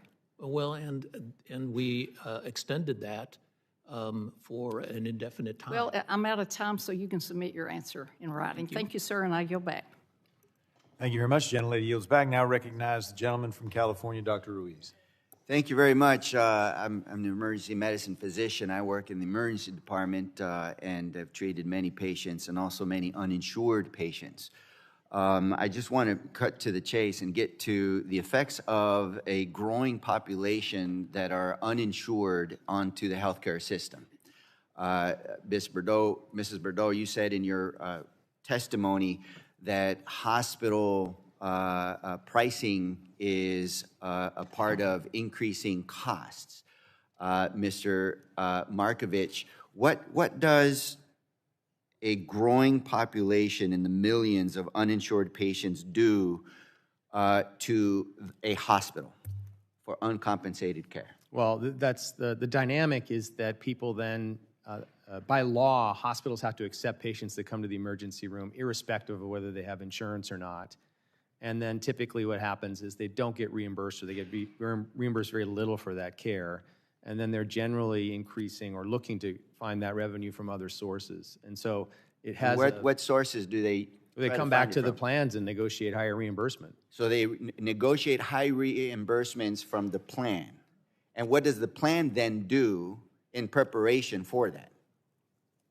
Well, I mean, we do our best to keep the rates as low as we possibly can. You do your best, but I mean, there's just many circumstances in which, in order to serve a population and provide access, you have to have these hospitals in the network, and you end up raising your prices. So in other words, you raise the prices for premiums, is what you just said. Yep. Okay. And what happens to the individual who is uninsured? They no longer seek care. They can't afford the care. What happens to them in their health outcomes? Well, there's been studies on this. Their life expectancy tends to be lower. They tend to delay health care. So they die earlier, you're saying? They die earlier, and they generally aren't in as good health. So they're sicker. And when they get sick, where do they go? Do they see a primary care doctor, or where's their safety net? Do they go the uninsured? Excuse me, Congressman. They go to the emergency room typically. They go to the emergency department. The emergency department is one of the higher costs places to get care, or the lower cost to get care? Higher.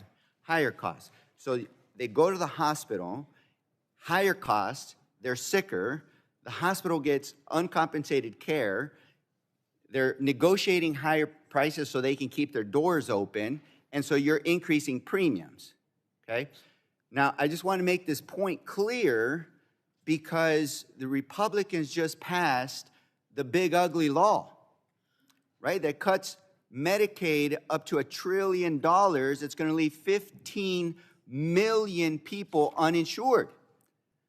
But they said, no, it's not going to affect anybody. We're only going to try to get those that are scamming the system by creating overburdened administrative requirements. But we've argued all along that doing that's going to raise costs for everybody. And we just made the link that the uninsured population becomes uncompensated care, strains hospitals. They have to keep their doors open. They're going to put pressure on all of you during negotiations, and you will increase premiums. Do you agree, Cordani? Mr. Cordani? Congressman, the phenomenon you described is correct. Do you agree, Mrs. Boudreaux? The phenomenon that you described is important, but I think Do you also agree, there's- Mr. Joyner? I agree. Do you agree, Mr. Hemsley? Every single health insurance people here is stating that because of the 15 million uncompensated care produced by the Republican big ugly law, that everybody else's premium is going up. And this uncompensated care is going to cost hospitals $400 billion. Okay? In addition to that, this big ugly law reduced revenues to hospitals by over $600 billion. So costs are going up by $450 billion, and the revenue has gone down by over more than $600 billion. That's about a net loss of over $1 trillion for just hospitals alone, in addition to the nearly $1 trillion cuts to Medicaid.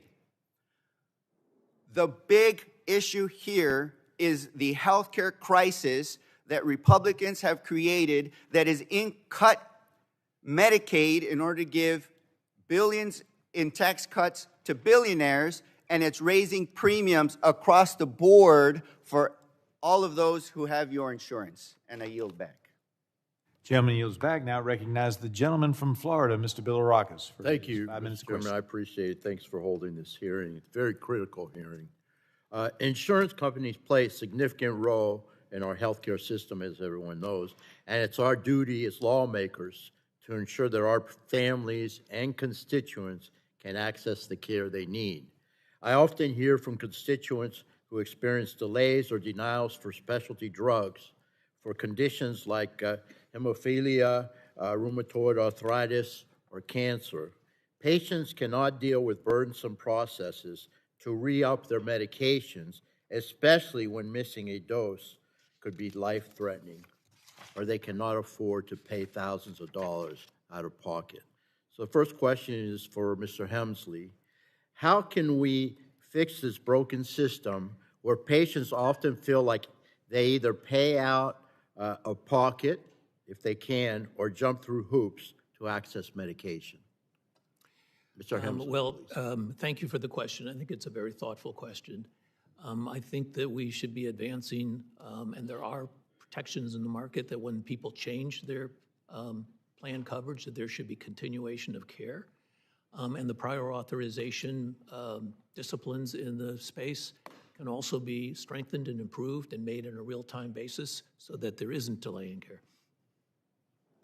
okay, follow-up here. From the perspective of an insurance plan, would you rather, again for Mr. Hemsley, would you rather spend $1 to pay for a patient's prescription that may prevent an adverse health event, or would you rather spend it on paying a hospital bill after an adverse health event takes place? A very well-framed question. Thank you, Representative.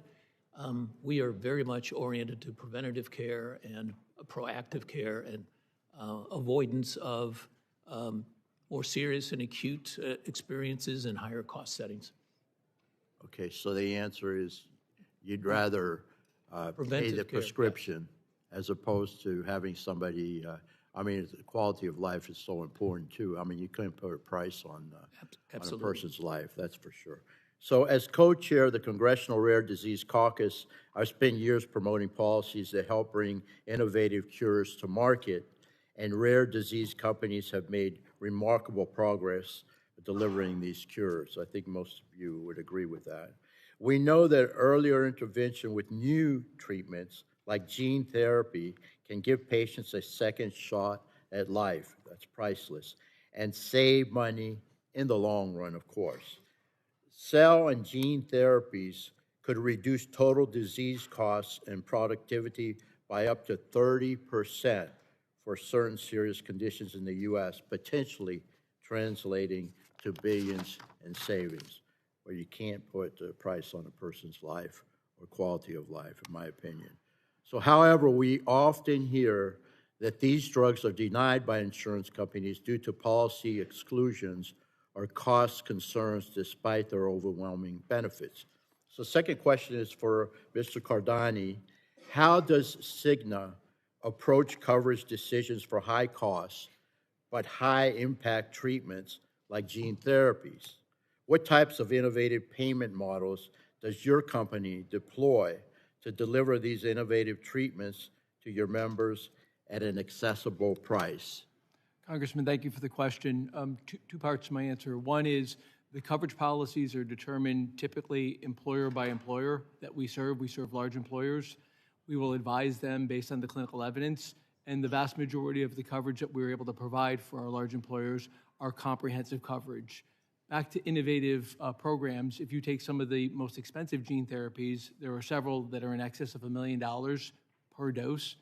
We were the first to offer a program that actually took all the affordability risk away from the employer through our Embark program by simply charging $1 per member per month, because no one was able to predict when that event was going to transpire, but we needed to have access for the benefit of our employers. That's an example of an innovative program that removes the uncertainty for the employer while ensuring that access exists if the unique need for one of those $1, $2, or $3 million pharmaceuticals are necessary. But getting to comprehensive coverage is typically working with the employers and advising them on the most comprehensive coverage possible.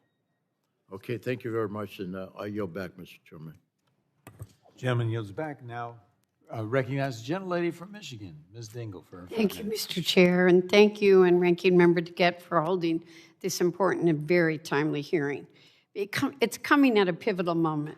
Millions of Americans across the nation have seen their health care premiums skyrocket because of both the expiration of the Affordable Care Tax Credits last month, the only thing that made a lot of people able to afford it, but also because of the passage, I'll behave today and just call it the big brutal bill. Insurances sent out renewal notices a couple months ago notifying consumers that their premiums were going to skyrocket in 2026. Yet, all of you are posting record profits, approving millions of dollars worth of CEO compensation packages, executive bonuses, and paying your shareholders. Let me tell you something. People are really struggling. I hear the stories every single day. The moms are the worst.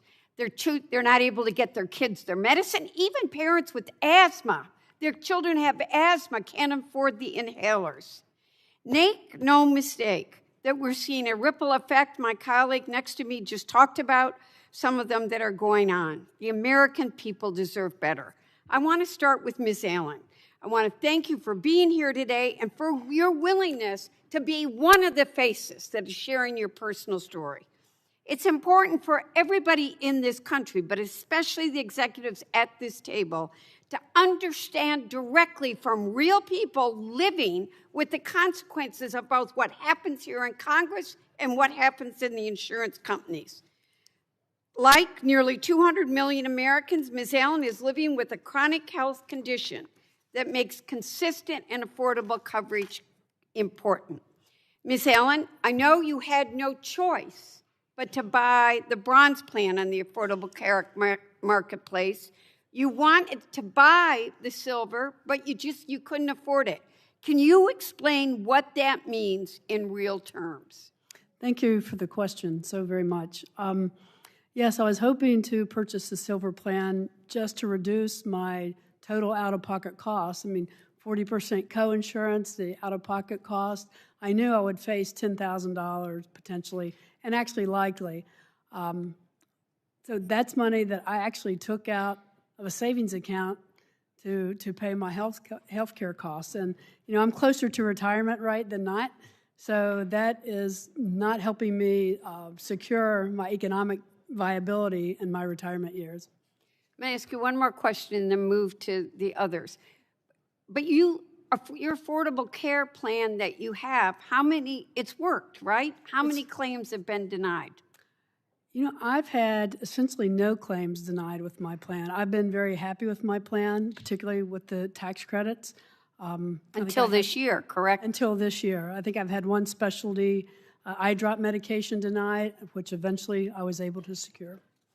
Now I'd like to turn to Mr. Hemsley, who is the CEO of the country's largest insurer. A CBS News analysis of about 1.3 billion federal health insurance claims across 3 years shows that in 2024, insurers denied 19% of in-network claims, about 1 in 5.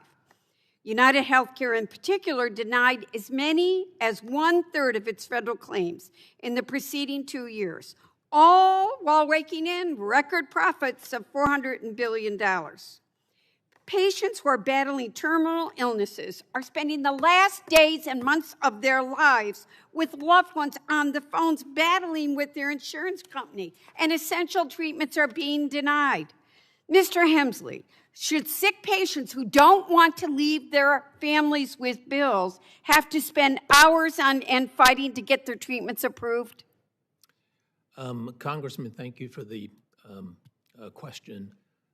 It is very important that people don't go through that kind of complexity and that. So how are you simplifying it? Because I don't have a lot of time, and I would love to comment on that. Really, only about less than 2% of all the interactions that we receive are under a prior authorization review, and the vast majority of those are administrative. And at the end of the day, 99% of all the care is covered. We should be doing more to expedite and make the prior authorization processes quick, real-time, accurate, crisp, and not interfere with care. So are you telling me the fact that 1/3 is denied is not true? It's not consistent with our experience at all. I have more questions for the record. Thank you, Mr. Chair, and I'll yield back. Gentlelady yields back. Now recognize Mr. Carter of Georgia for his 5 minutes of questioning. Thank you, Mr. Chairman. Between 2014 and 2024, the 7 largest for-profit health insurers, including United, CVS, Cigna, and Elevance, raked in over $10 trillion in revenue. $10 trillion and $543 billion in profits. In fact, since the passage of the Unaffordable Care Act, the stock prices of these health insurers has increased by over 1,000%. 1,000%. Premiums are rising and patients struggle to afford care. Insurance executive compensation continues to increase at the expense of patients. Americans now owe, and hear me clearly, Americans now owe $220 billion in medical debt. $220 billion. To put it simply, the system is failing the people it's meant to serve, and that is the patients. Mr. Joyner, in 2024, CVS Health spent a staggering $41 million in compensation to you and your colleague, Karen Lynch. This is enough to cover the premiums for thousands of American families. How do you justify getting paid that much when so many of your patients struggle to afford skyrocketing premiums? $41 million, Mr. Joyner. That was, Congressman, thanks for the question. Don't thank me for the question. Just answer them, please. That was not my compensation that you referenced.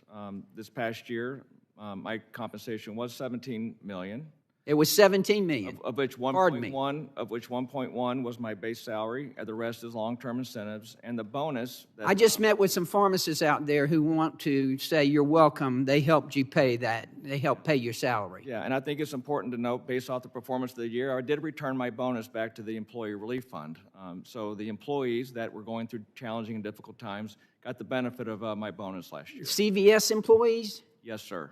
Going through the difficult. What about the patients who are trying to pay their premiums going through difficult times?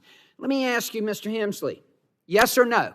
Don't thank me for the question, just yes or no. Have you ever personally looked in a patient in the eye and explained why your company denied them a medication their doctor said that was needed? Have you ever personally looked a patient in the eye and told them that? I have looked patients in the eyes many times. I don't recall whether it's regarding a prior authorization, but it is. Well, Mr. Hemsley, let me tell you, I practiced pharmacy for 40 years. I'm the one who had to look the patient in the eye. I'm the one who had to tell them that on your behalf. It's not fun. Mr. Hemsley, I want to tell you a story about Andrea Kelly. She's a single mother from Kentucky who was diagnosed with stage 2 breast cancer and has endured years of chemotherapy, surgery, and radiation just to stay alive. And she wants to stay alive because she's got a 7-year-old daughter. Despite being stable on the medications for years, UnitedHealth Group is now denying Andrea her Lupron injection and Veoza medication. According to her doctor, these denials are actively increasing, as you would imagine and you understand, they're actively increasing Andrea's risk of cancer recurrence. This is not about convenience or cost. This is about whether her cancer comes back. To quote Andrea, and I quote, "I am a single mom and would do anything to live as long as I can for my daughter, who is now 7. I need access to my medication so that I can live for my child." End quote. It was me. I was the one who went to the counter. I was the one who had to tell him that. Not you, Mr. Joyner, not any of you on this panel, but me, the pharmacist. I was the one who had to tell him that. Mr. Hemsley, knowing that your company's denial raises Andrea's risk of cancer recurrence, why is UnitedHealthcare overriding her doctors and denying her medication? Do you have any idea? I don't know that particular circumstances. Can you help me out here? Because I want to help her. What can I tell her? What can I tell Andrea that she can tell her 7-year-old daughter? Actually, I would love to learn more about that and see if we can't help solve that problem. Let me ask you this, Mr. Hemsley. President Trump's proposing a bold new health care plan, and I applaud him for that, one that puts patients in control. Thank God somebody finally realizes instead of sending the money, my colleagues, instead of sending the money to insurance companies, send it to the patients. Let them create a competitive marketplace. The president is proposing this. He wants to put patients in control, expand choice, and ensure transparent pricing. Can we count on you, Mr. Hemsley, to support President Trump's great health care plan? Representative, we will be open to any kind of bipartisan solution, and I think the president's thoughts contribute to the conversation. Good ideas to be considered. But I certainly hope so, because for 40 years, I'm the one. I'm the one. Thank you, Mr. Chairman. I yield back. Gentleman yields back. Now recognizes the gentlelady from California, Ms. Barragan, for her 5 minutes of questioning. Thank you, Mr. Chairman. I want to just ask the witnesses, all of you here, except the witness on the end, all of you get a stock option or a stock benefit for your compensation. Is that correct, Mr. Hemsley? Yes, Representative. And Mr. Joyner? Yes. Ms. Boudreaux? I do as well, tied to long-term incentives. Okay, and Yes, I do. No, we don't have any ownership or stock. We're a nonprofit. There's no ownership. okay, you get performance bonuses instead. Correct. Okay, so those of you who have stock, your company has to do better or good for you to maintain that value in that stock. Is that right? Nobody disagrees with that, right? You're all in the business of making a profit, right? Nobody disagrees with that? Okay. Mr. Hemsley, you got a $60 million one-time equity award. That's a lot of money. For my constituents, when I said we were having this hearing today, I said, what would you ask? They said, we want to know why they're making so much and why we can't afford our health care, or why we stretch every penny and dime to buy health care just to have the claim denied when I actually need it. And that's what's wrong. That is what's wrong in this system. Mr. Hemsley, you were just asked about the denial rates. I have a chart.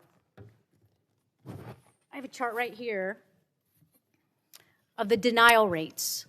Now, I don't know if you could see it, but UnitedHealth Group, according to the Kaiser Family Foundation study, says your in-network denial rate is 33%. That's 33%. You just told my colleague that wasn't accurate. Are you saying the report is inaccurate? Or are you just not aware of what your denial rates are? Representative, I think we are aware of our denial rates. I don't know the context of what you're showing me. Okay, so you're not aware of the study. Okay. Excuse me. Well, Mr. what do you Hemsley, think your can you denial put rate your is? mic What do you think the closer? percentage is? Yeah, we're having a hard time hearing. If you could pull your mic closer, and we'll give you an extra 10 seconds. Okay. What do you think your denial rate is? Less than 2%. Yeah, that's like wildly off from any numbers that I have seen. I want to enter into the record an LA Times article published in February 2025 that tells the story of Colleen Henderson and her 3-year-old toddler, who of course is insured by UnitedHealthcare. They fought your company for 5 years to pay for specialty care to treat their 3-year-old daughter's rare condition. She had a tumor in her bladder, The family ended up with $1 million in medical debt and was forced to declare bankruptcy because UnitedHealthcare said treatments recommended by the doctors were unnecessary. Do you understand why the American people are not a fan of UnitedHealthcare and big healthcare companies, Mr. Hemsley? I think that is a tragic situation. I don't know the details of it, but I'm very sympathetic to situations like that. Well, what are you going to do to make sure that more families are not going into medical debt and that their kids can get the care they need? Because you know the alternative is the kid is going to die. Well, I'm glad you brought that up, because I think one of the reasons that motivated me to return to this company is because I think we could be a force for solutions like that, and that our mission aligns to that, and my purpose is to improve the performance of this enterprise to solve those kinds of solutions.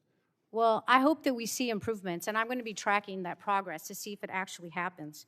The other thing that's really quite fascinating is that we find that most people will not appeal these denials. Most people don't have the time or the effort. I live in a district where it's working class families that can barely find the time to show up to 2 jobs to pay their bills. Do you think they're going to have the time and the effort to appeal a claim? We've seen that less than 1% of claims are appealable. When they are, insurance reverses their decision 44% of the time. That's almost half. Why do your patients have to fight your company to get their claims covered? Representative, again, I appreciate the subject.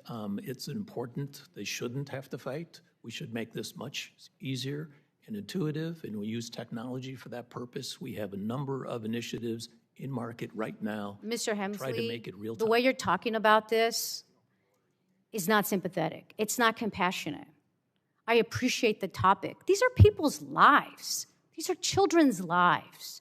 This is when people, you said that you want to help people when they're sick. You know what doesn't help? When they get a bill or when they have to go into medical debt for $1 million of debt. That doesn't help people when they're sick. I hope that you all are going to do better. The gentlelady yields back, and the gentlelady referenced a document. If she could make sure we have a copy of that, and without objection, it is so ordered to be entered into the record. I now recognize the gentleman from Pennsylvania, Dr. Joyce, for his 5 minutes of questioning. Thank you, Mr. Chairman. According to CMS data from 2024 on total healthcare expenditures, spending reached a new high of over $5 trillion. Notably in this report, hospital costs, which now make up over 30% of that $5 trillion, are the steepest rising costs being paid by the American patient. One of the reasons driving this has been the trend of hospital consolidation, leading to regional monopolies dominating markets. I hope that this is a topic that this committee will explore in future hearings.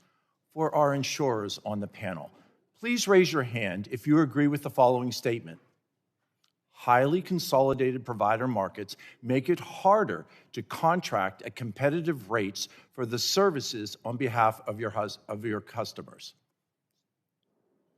I see that Mr. Hemsley, Mr. Joyner, Ms. Boudreaux, Mr. Cordani, and Mr. Markovich have all raised their hands. Thank you. Since the passage of the ACA, we have seen costs across all markets continue to increase. One of the key issues driving this is the medical loss ratio, or the MLR, that requires plans to spend either 80 or 85% of your premium dollars on healthcare expenses.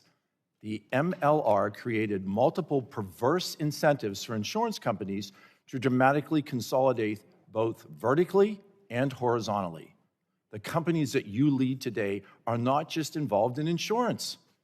You own PBMs, you own specialty pharmacies, you own retail pharmacies, you own GPOs, you own physician groups and practices. In some cases, you own hospitals, and you own drug manufacturing companies, and at least one of you owns a bank. This has led to alleged cases of self-dealing as your companies work to circumvent the MLM requirements. I would like to add for the record a Stat News article from November of last year entitled, UnitedHealth pays Optum physicians 17% more than outside providers. Under MLL rules, it is now in the insurer's interest to purchase as many health services that count towards that 80 or 85% medical spend requirement to ensure that Americans' premium dollars merely are just changing hands within your company's corporate structure. Since provider profits are not capped under the MLR in the same way that plan profits are, there is absolutely no incentive to keep prices low. In fact, it's in your interest to keep driving them even higher, resulting in bigger payments that can make your own corporate-owned providers and bigger profits that you can retain, legally skirting the MLR requirements. As a doctor, of which there are many of us on this committee, we took the Hippocratic Oath, an oath that says, above all, do no harm. But it is painfully evident that the promise that we took is not reflected in the blatant gaming of the MLR, because you are clearly putting corporate profits ahead of patients. And ultimately, each and every one of you are hurting those patients. Transparency in this area is critical for us to truly understand what's driving cost increases. And I would ask that by the end of February, in writing, to please provide to this committee the names, the size of the business areas of each subsidiary that your company owned that you have spent premium dollars that would qualify as a medical or quality improvement expense under the MLR. Can you please also provide the percentage of your dollar spend in each individual or commercial or Medicare Advantage market that went to the subsidiaries that you own? And can you provide a breakout of how your negotiated rates compare for services delivered by your affiliates versus a non-affiliate provider? Please raise your hand to indicate that you will provide the committee with that information by end February. Seeing that all of the insurers, Mr. Hemsley, Mr. Joyner, Ms. Boudreaux, Mr. Cordani, and Mr. Markovich have all raised their hands. In addition, the growing physician employment that each of you operate, that is one problem. But you also own some of the largest pharmacies in our country. And this has led to a crisis among smaller and rural pharmacies, especially in my district in South Central and Southwestern Pennsylvania, closing and leaving entire communities unserved. I would also like you to provide in writing a comparison of total cost and spend for routine dispensing fees when you pay a community pharmacy in your network against what you pay a pharmacy that you own. Please raise your hand to indicate that you will provide this committee that information by the end of February. Congressman, we don't own I see all health pharmacies. insurers have raised their hands. I will follow up with questions for the record detailing these requests, and I ask that you stand by that commitment that you just made to answer these questions for my patients and for my constituents. Thank you, Mr. Chairman, and I yield back. Gentleman yields back. Gentleman referenced a document he wanted to be placed in the record. If you can make sure we have a copy of that, and without objection, it will be so ordered. Further, I would request that since you asked for specific information by the end of February, if you would put that in writing so that it can be presented to the members who are insurance company executives. Yes, Mr. Chairman. I appreciate that. Thank you very much. Now recognize the gentlelady from Washington, Dr. Schreier, for her 5 minutes of questions. Thank you, Mr. Chairman. Thank you to our witnesses today. Thank you to Dr. Joyce for his comments. I wholeheartedly agree. I'd like to talk about Medicare Advantage today, specifically with regard to prior authorizations. Just to set the stage, I'm a pediatrician and took care of kids in my community for almost 20 years before coming to Congress. I also have had type 1 diabetes for over 40 years, so I get what it's like to be a patient who is dealing with difficulties with insurance companies. And now I'm a member of Congress, and I hear a lot from my constituents, and I am here to go to bat for them. So I'm not sure it's not a news flash for you, but just so you know, people are pretty pissed off at their insurance companies because they are paying more every single year, and they feel like they are not getting the value for it, and like you are not living up to your end of the bargain. I mean, their insurance companies, your companies, are charging more, paying less, and then delaying or even denying care due to abusive demands for prior authorizations. And I hear the same, by the way, from hospitals, from physicians. They are telling me that they are forced to hire more people to deal with your paperwork than nurses. And that is just plain wrong. Now, particularly when it comes to Medicare Advantage, not only do you delay that care with prior authorization demands, but you sometimes flat out deny claims after the services are already rendered. And Here's an example. One of my constituents had a stroke, required hospitalization. This patient had a UnitedHealth Medicare Advantage plan, and UnitedHealth refused to pay for that hospitalization because United decided that it was medically unnecessary, overriding the doctor's own medical decision. And so now we've got this senior who's in the hospital, can't go home, stuck with a huge bill, and that is just unconscionable.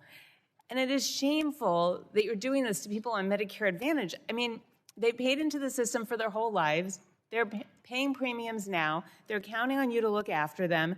And I just want you to think about how many elderly patients who suffered a stroke can then go home and deal with sitting on hold with customer service and submitting letters in the appeals process. And it took over a year, by the way, for UnitedHealth to finally pay. Mr. Hemsley, if a patient's physician has determined that their patient should be in the hospital after a stroke, why would UnitedHealth decline that care? I'm not familiar. I appreciate the question, and very sympathetic to the situation that you described it before. I'm not. I don't have specific knowledge. You don't really need specifics, like senior suffered a stroke, doctor said this guy's not safe to go home, and United overruled. They should get all the care that's appropriate for them, yes. Thank you for saying that, and I will communicate that to my constituents and go to bat for them. I will tell you that paying a bill is the last thing patients should worry about after having a stroke, and doing this because a multi-billion-dollar company doesn't think that it's necessary for them to get their care. I mean, this is why so many people hate their insurance companies. They pay a lot of money, they expect peace of mind, and then the insurance company leaves them high and dry. A lot of you run Medicare Advantage plans, but UnitedHealth is the poster child for Medicare Advantage abuse. I mean, we all know about padding diagnoses, so you can make patients seem sicker and riskier and then overcharge the government for their care. But today's focus really is on prior authorizations and denials, which you demand more than other insurance companies that take care of Medicare Advantage patients. And most patients, they just shrug their shoulders, they give up. But the ones who do appeal, 80% of them get their appeals covered. If these denials are ultimately overturned, why are you doing these pre-authorizations and denials? Well, I appreciate the question, Representative. We have been methodically reducing the area of prior authorization and expediting that process. We are not trying to do anything other. I'm with 15 seconds. I'm going to hold you to that, and I will follow up with you about what you're doing now. But I have to tell you that the rest of us, this looks like your business model.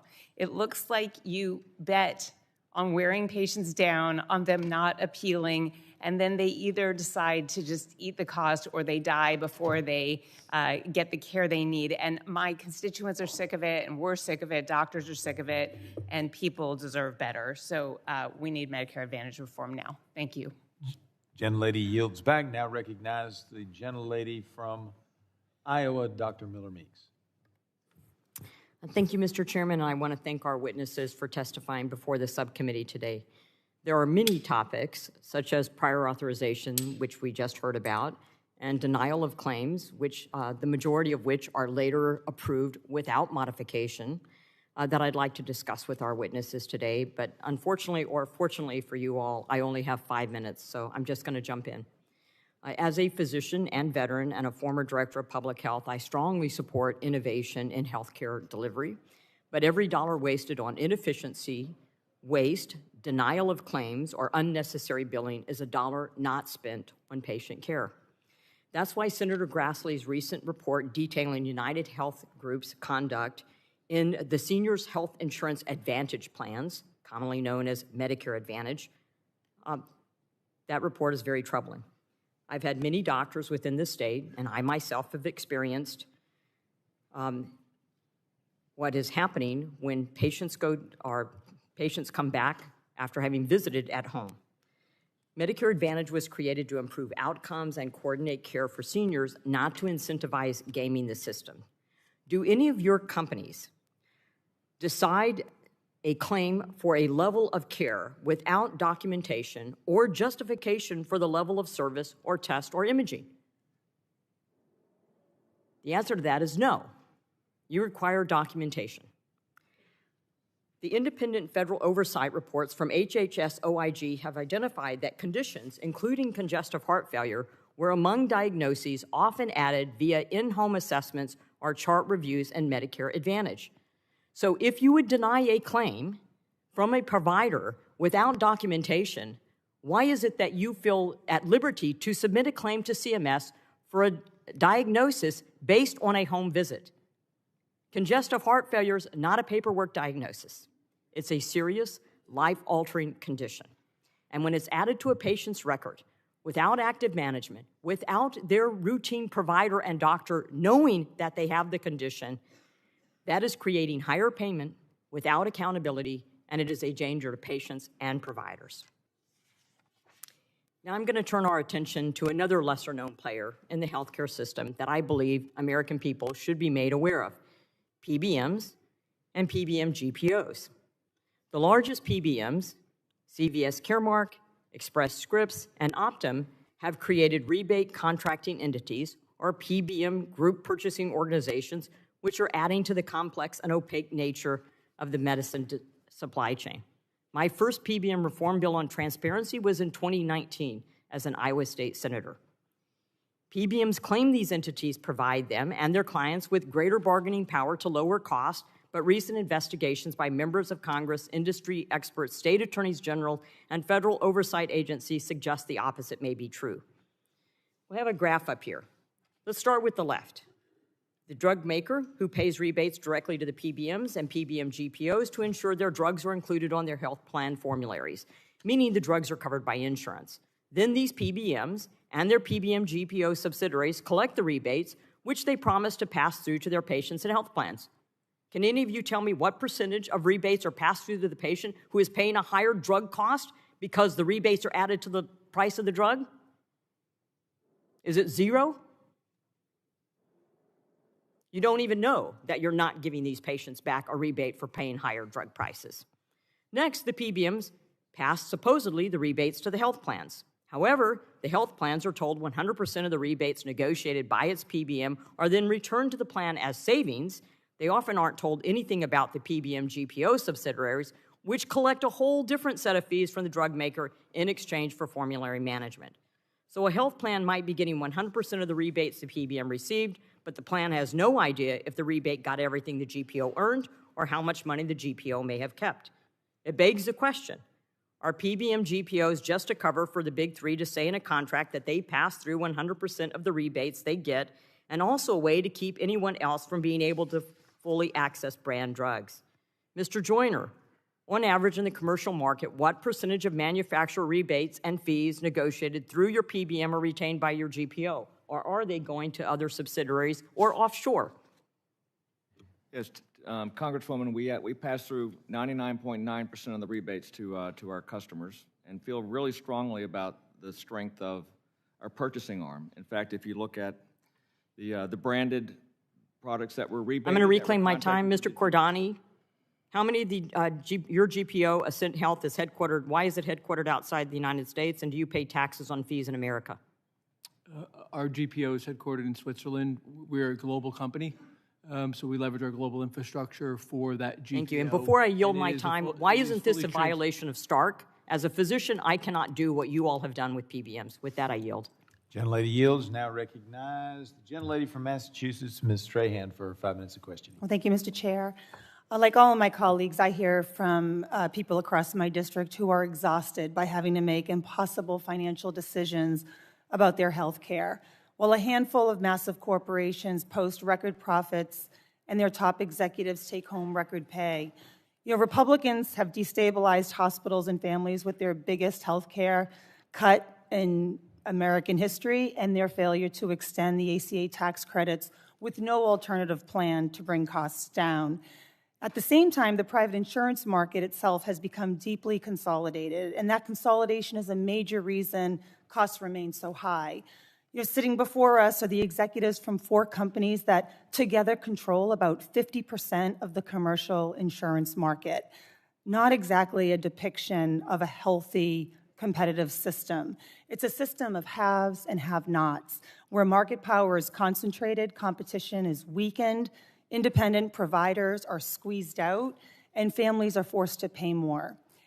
The lack of real checks and balances is bad for patients, it's bad for innovation, and it's bad for affordability.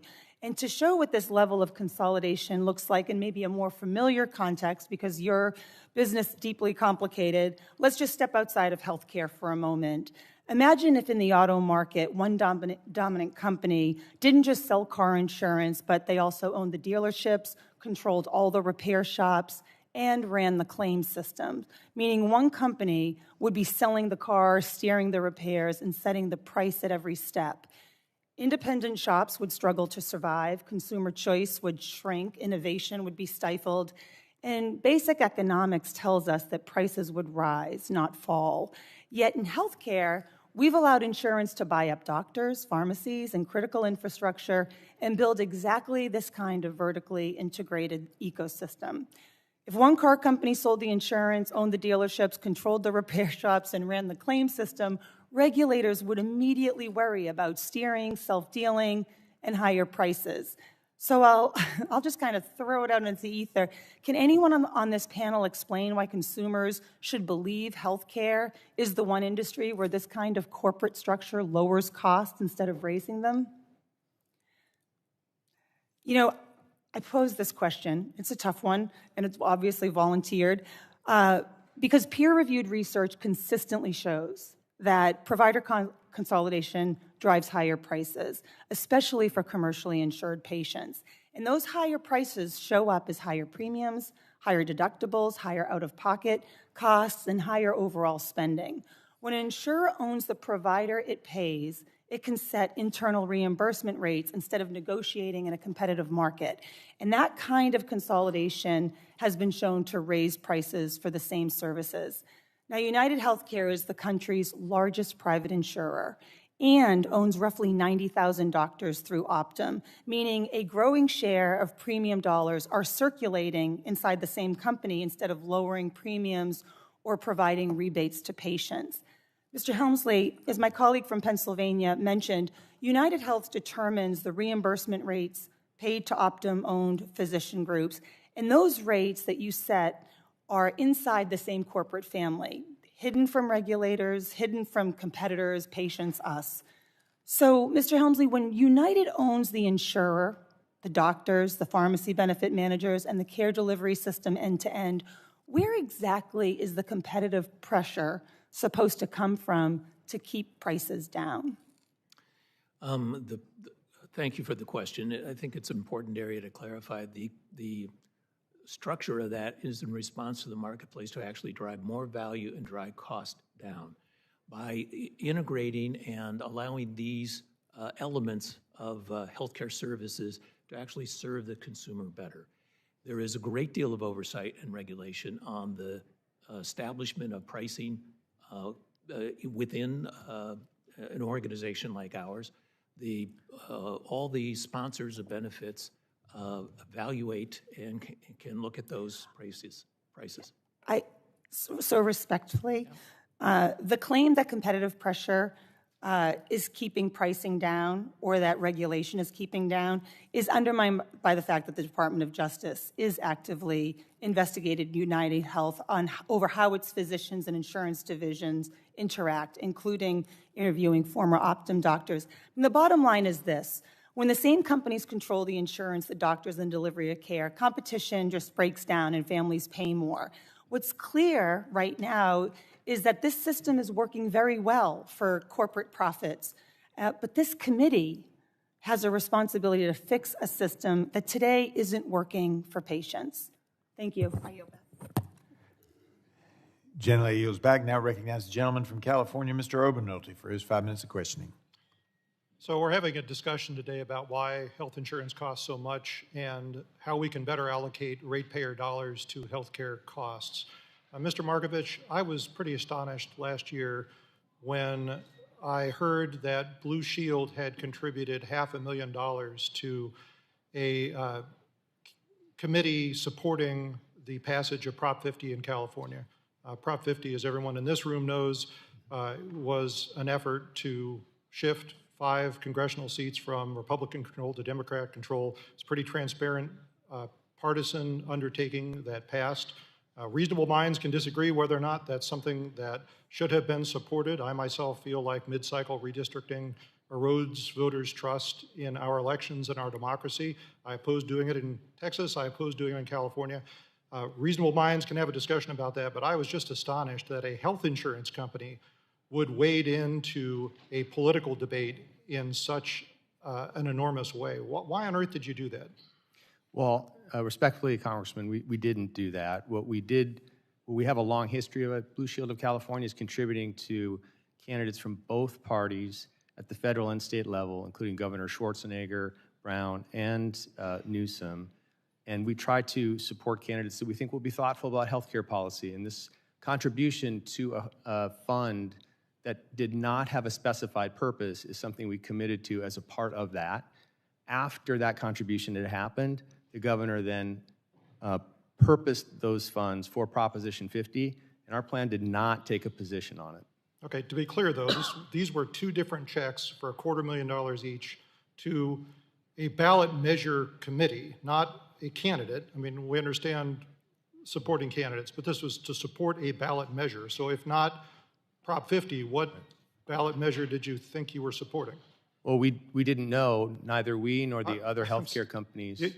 You wrote a $500,000 check not knowing what ballot measure you were supporting? We and other companies, including other healthcare companies, all contributed to this account, and it's not uncommon, particularly in California with lots of propositions, where candidates would prefer contributions to these types of accounts as opposed to direct contributions to their campaign support. Oh, well, now knowing what you know, do you regret having made that contribution, knowing that, I mean, this was the only, Prop 50 was the only proposition that this committee supported? Well, we did not support or oppose Proposition 50. We didn't take a position on that. So, it's a decision we consciously made going in, as did others, and just didn't have control over where it went afterwards. All right, well, you in your testimony said that you think that our healthcare system needs some tough love. Respectfully, I'd like to offer you some. When a health insurance company wades into such an obviously political topic like that, it not only erodes your ability to work with folks on the other side of an issue, but also erodes consumers' trust in the system as a whole. So please don't do that again. Mr. Hemsley, I represent a very rural section of California, and one of the biggest problems we have is access to health care. So we are grateful to have critical access hospitals that are in most of the communities that I represent, but we're having an increasing problem with Medicare Advantage plans like the ones that you provide, where the critical access hospitals are no longer recognized as being in-network, and my constituents are forced to drive long distances to get the health care they need. And now I understand that keeping costs down is something that is often in tension with contracting with these hospitals, but let me also suggest that when people have to drive hours and hours to get access to basic health care, some of them just won't do it. And that denial of health care turns out to have much larger costs in the long term for our entire system. What can we do to improve that, and why are those decisions being made? Microphone, please. Thank you for the question, Congressman. There's meaningful pressure in the Medicare Advantage space, given the funding actions taken in previous administration. It has put a great deal of pressure in terms of what can be served. We are very interested and dedicated to the rural health care and adequacy there. I will look into the situation that you describe, but we are also advancing initiatives to see if we can get rural care resources paid more effectively and more currently. So we have 4 pilots in the market that are expediting payment and trying to cut the payment time frames in half. And Right, those are so I'm successful. sorry, we're out of time here, broadly. but these critical access hospitals are going to close if this trend is continued. That's not good for you, and it's not good for the constituents that rely on them. We appreciate that. Gentleman yields back. All right. And we're in a dilemma. All of our witnesses have to be at another hearing in just a little bit. So unfortunately, we're going to have to roll back the question time for members to 3 minutes subsequent to the questioning by Ms. Ocasio-Cortez, who is now recognized for 5 minutes. Thank you so much, Mr. Chairman, and apologies if we have to move quickly here due to the time. Thank you to all of our witnesses for coming here today. Mr. Joyner, you are the CEO of CVS Health, correct? Correct. And I actually don't know how many Americans know this, but CVS Health owns Aetna, the health insurance company, correct? Correct. And CVS, which owns Aetna, also owns Oak Street Health Medical Clinics, correct? Yes, it does. And in addition to that, they own, of course, CVS Pharmacies, and CVS Health also owns CVS Caremark, the pharmacy benefit manager, which helps negotiate some of these rebates and prescription prices, correct? That's correct. And CVS Caremark processes nearly 30% of all prescriptions in a given year. And so, in other words, CVS Caremark helps determine the prices that patients pay for a third of all prescriptions in the U.S. In fact, I was following one of CVS's investor calls where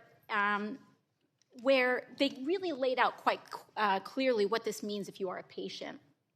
This is what's known as a captive strategy. And CVS, in the investor call, used the example themselves of a patient known as Kate. Kate has an Aetna health insurance plan right here, which is owned by CVS Health. She then goes to a CVS pharmacy. She's connected to an Oak Street Health medical clinic. She sees a doctor at Oak Street Health who prescribes her medication. And then she goes to fill that prescription at a CVS pharmacy. So the price Kate pays for that medication is dictated by Aetna, CVS Caremark, and they also own the drug manufacturer Cordani. Mr. Joyner, this is quite a bit of market concentration. Wouldn't you agree? No, I wouldn't agree that it's market concentration. I would suggest it's a model that works really well for the consumer. Yeah, I think it works very well for CVS. I think, in fact, you all said on the call that you all call it a fully engaged member. It's great marketing there. Fully engaged member unlocks sizable value for payers and CVS Health. So the health insurance gets a cut, the pharmacy benefit manager gets a cut, the drug manufacturer gets a cut, and the patient gets screwed. I think the Federal Trade Commission has also found that healthcare conglomerates like CVS Health charge more for medications filled at their pharmacies. We're talking about 1,000% markups on medications for cancer and HIV. And, I think this is actually an interesting point of common ground that I may have with some of our Republican colleagues here in this hearing. Because whether you're a blue-blooded capitalist or a card-carrying democratic socialist, I think corporate monopolies are a problem. And this vertical integration is destroying people's ability to access care. I don't think we're seeing this across the board. And if they can self-deal, I saw something that was interesting from the opening statement of Mr. Hemsley from UnitedHealth talking about how much United spends, what was it, 85% on care, Mr. Hemsley? Approaching 90%. But the ACA forces you all to spend a decent amount of that on subsidies on care. But when you own the care, when the insurer owns the pharmacy, owns the PBM, owns the drug manufacturer, you also own the healthcare cost. You own a big chunk of the healthcare cost. And so, 100 years ago, we had this type of market concentration in our banks. and we did something about it when it crashed the economy. And we passed the Glass-Steagall Act. We should be considering that in our healthcare system. And if we believe in competition, I think we should put our votes and our legislation in alignment with that and consider breaking up this industry in order to allow the competition that prevents this kind of vertical integration and abuse of power. And with that, I yield back.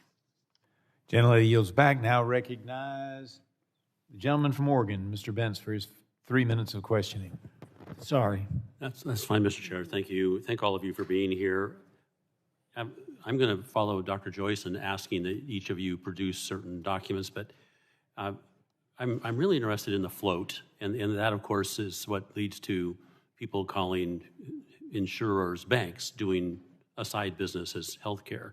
Because, of course, you charge the premium, you collect the money, you put the money in the bank, it earns interest, and then you pay it out.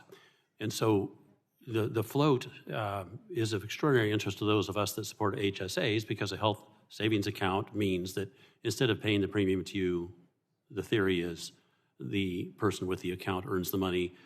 Starting with you, Mr. Hemsley, is that true? If HSAs were put into place, would the patients actually be earning the money instead of the insurance company? Your microphone.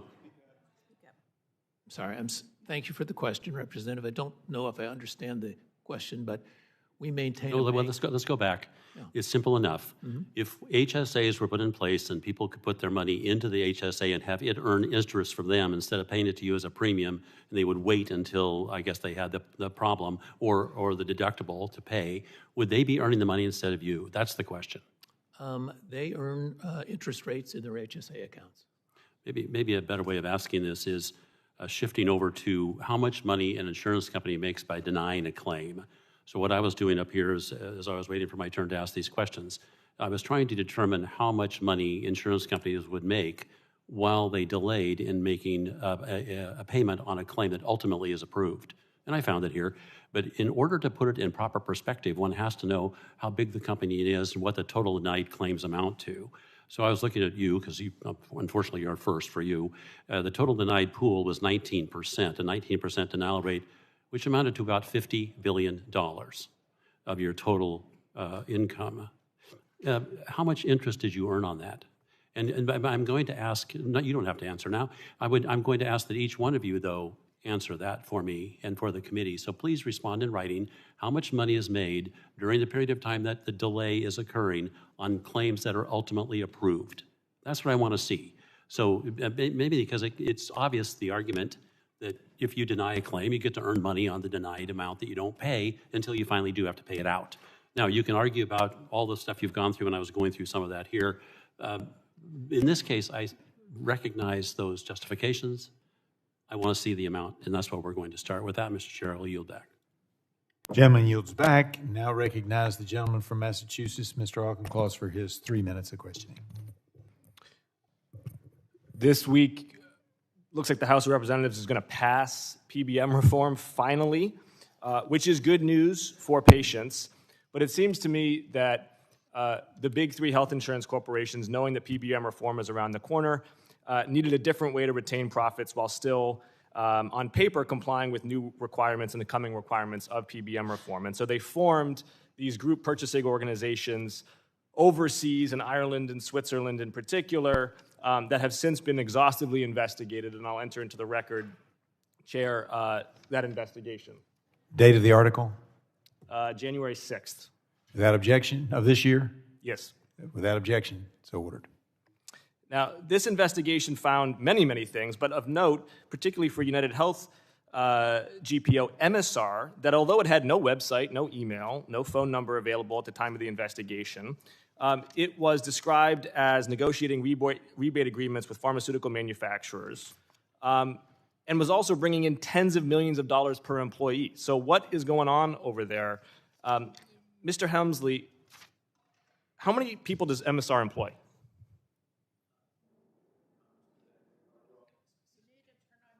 Mike, please. Microphone, please. I'm sorry. I don't have the specific answer, but several thousand. Several thousand. And is the number of covered lives that MSR covers different than the number of covered lives your PBM Optum Rx serves? I don't have the exact number, but I believe they serve other health plans and have a different. That number is important, though, sir, because if your GPO is not serving more covered lives, and how is it possibly aggregating purchasing power any more than the existing PBM? We're going to follow up with questions on the record because these GPOs are an attempt to circumvent congressional authority over PBM reform, and they are ultimately going to be a source of profit to the detriment of patients' copays. Mr. Hemsley, sir, I want to pivot actually from policy to the personal, though. You and your company and your colleagues suffered a horrendous loss last year, and the reaction on social media to the murder of Brian Thompson was a shameful moment for this country, particularly for his sons who don't deserve that. Would you like to state into the congressional record, which will last forever, unlike those social media posts, what kind of man Mr. Thompson was? Sure. Yeah, thank you for that opportunity. I think we can all disagree on many things, but I think one thing we can agree on is that violence or the threat of violence is not appropriate in any circumstances. Brian Thompson was a force for good. He was a creative and effective man in terms of trying to address many of the challenges that have been presented today. And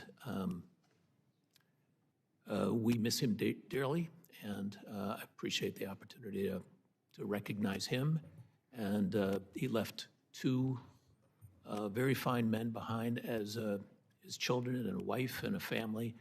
And I think that as we bring things down to what is real in many of the conversations today, I appreciate you recognizing and giving an opportunity for that. Amazing. Gentleman yields back. Yield. I recognize the gentleman from Ohio, Mr. Balderson, for his 3 minutes of questioning. I got that memo, Mr. Chairman. Thank you very much. Thank you all for being here. And since we are in 3 minutes, my first question is going to go to Mrs. Boudreaux. Thank you for being here, ma'am. CMS internal data shows that in 2021, the average percentage of enrollments in the ACA market without any medical claims was 19%. That percentage jumped to 35% in 2024.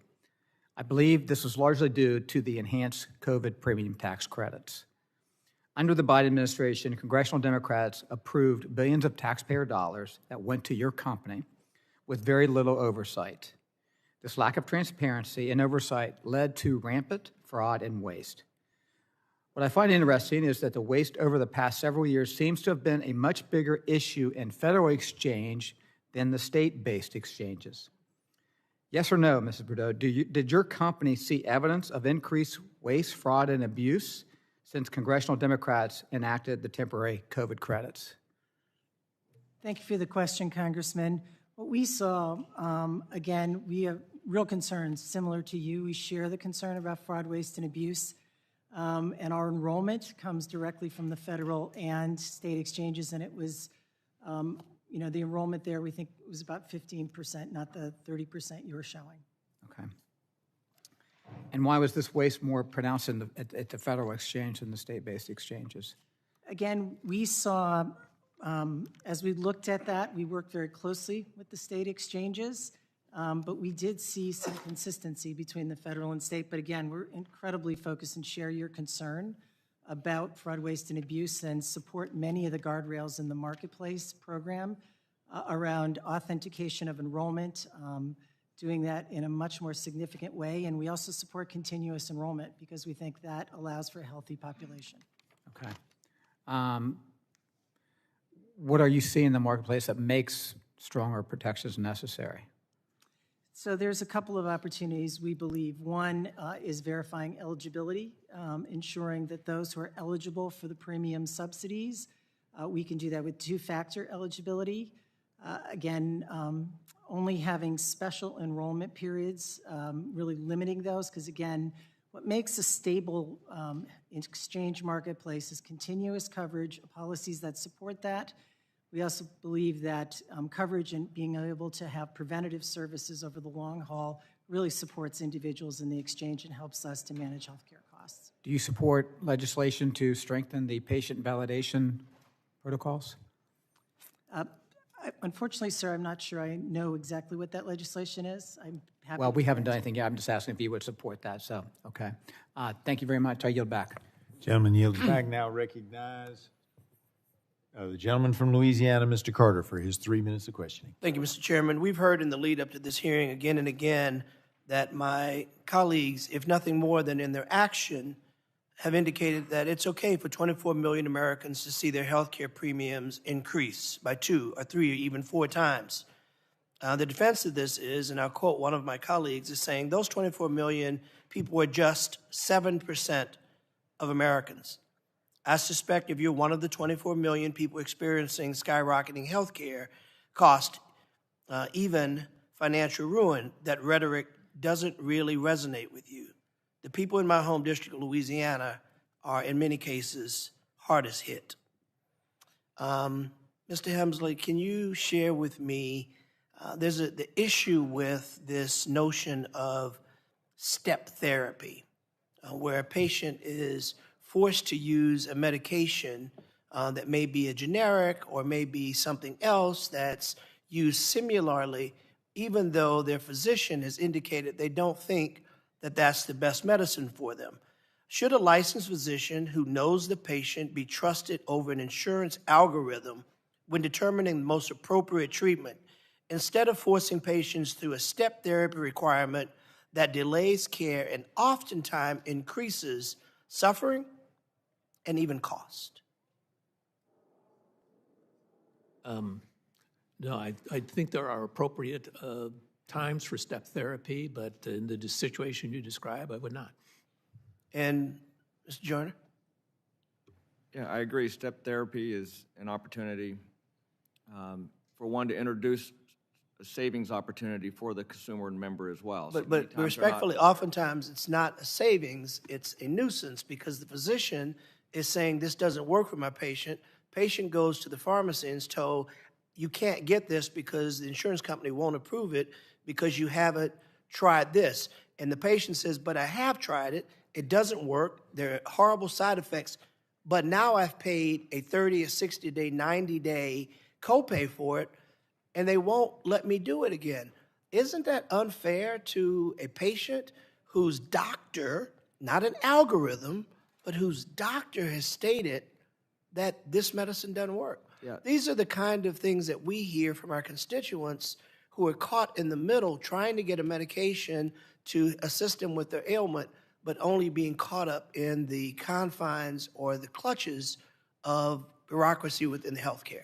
Yeah, we completely agree with you, Congressman. In fact, if they've tried and failed, that's exactly where we want to engage and where we want to work with the provider on the appropriate therapy. So is it fair from all of the companies, I got 7 seconds, fair from all the companies that you agree that this is an issue and that you will commit to working with us to be that buffer for the patient so they're not caught up in a forced step therapy when the medicines don't work, to overrule their physicians, but to listen to them? Is that a yes?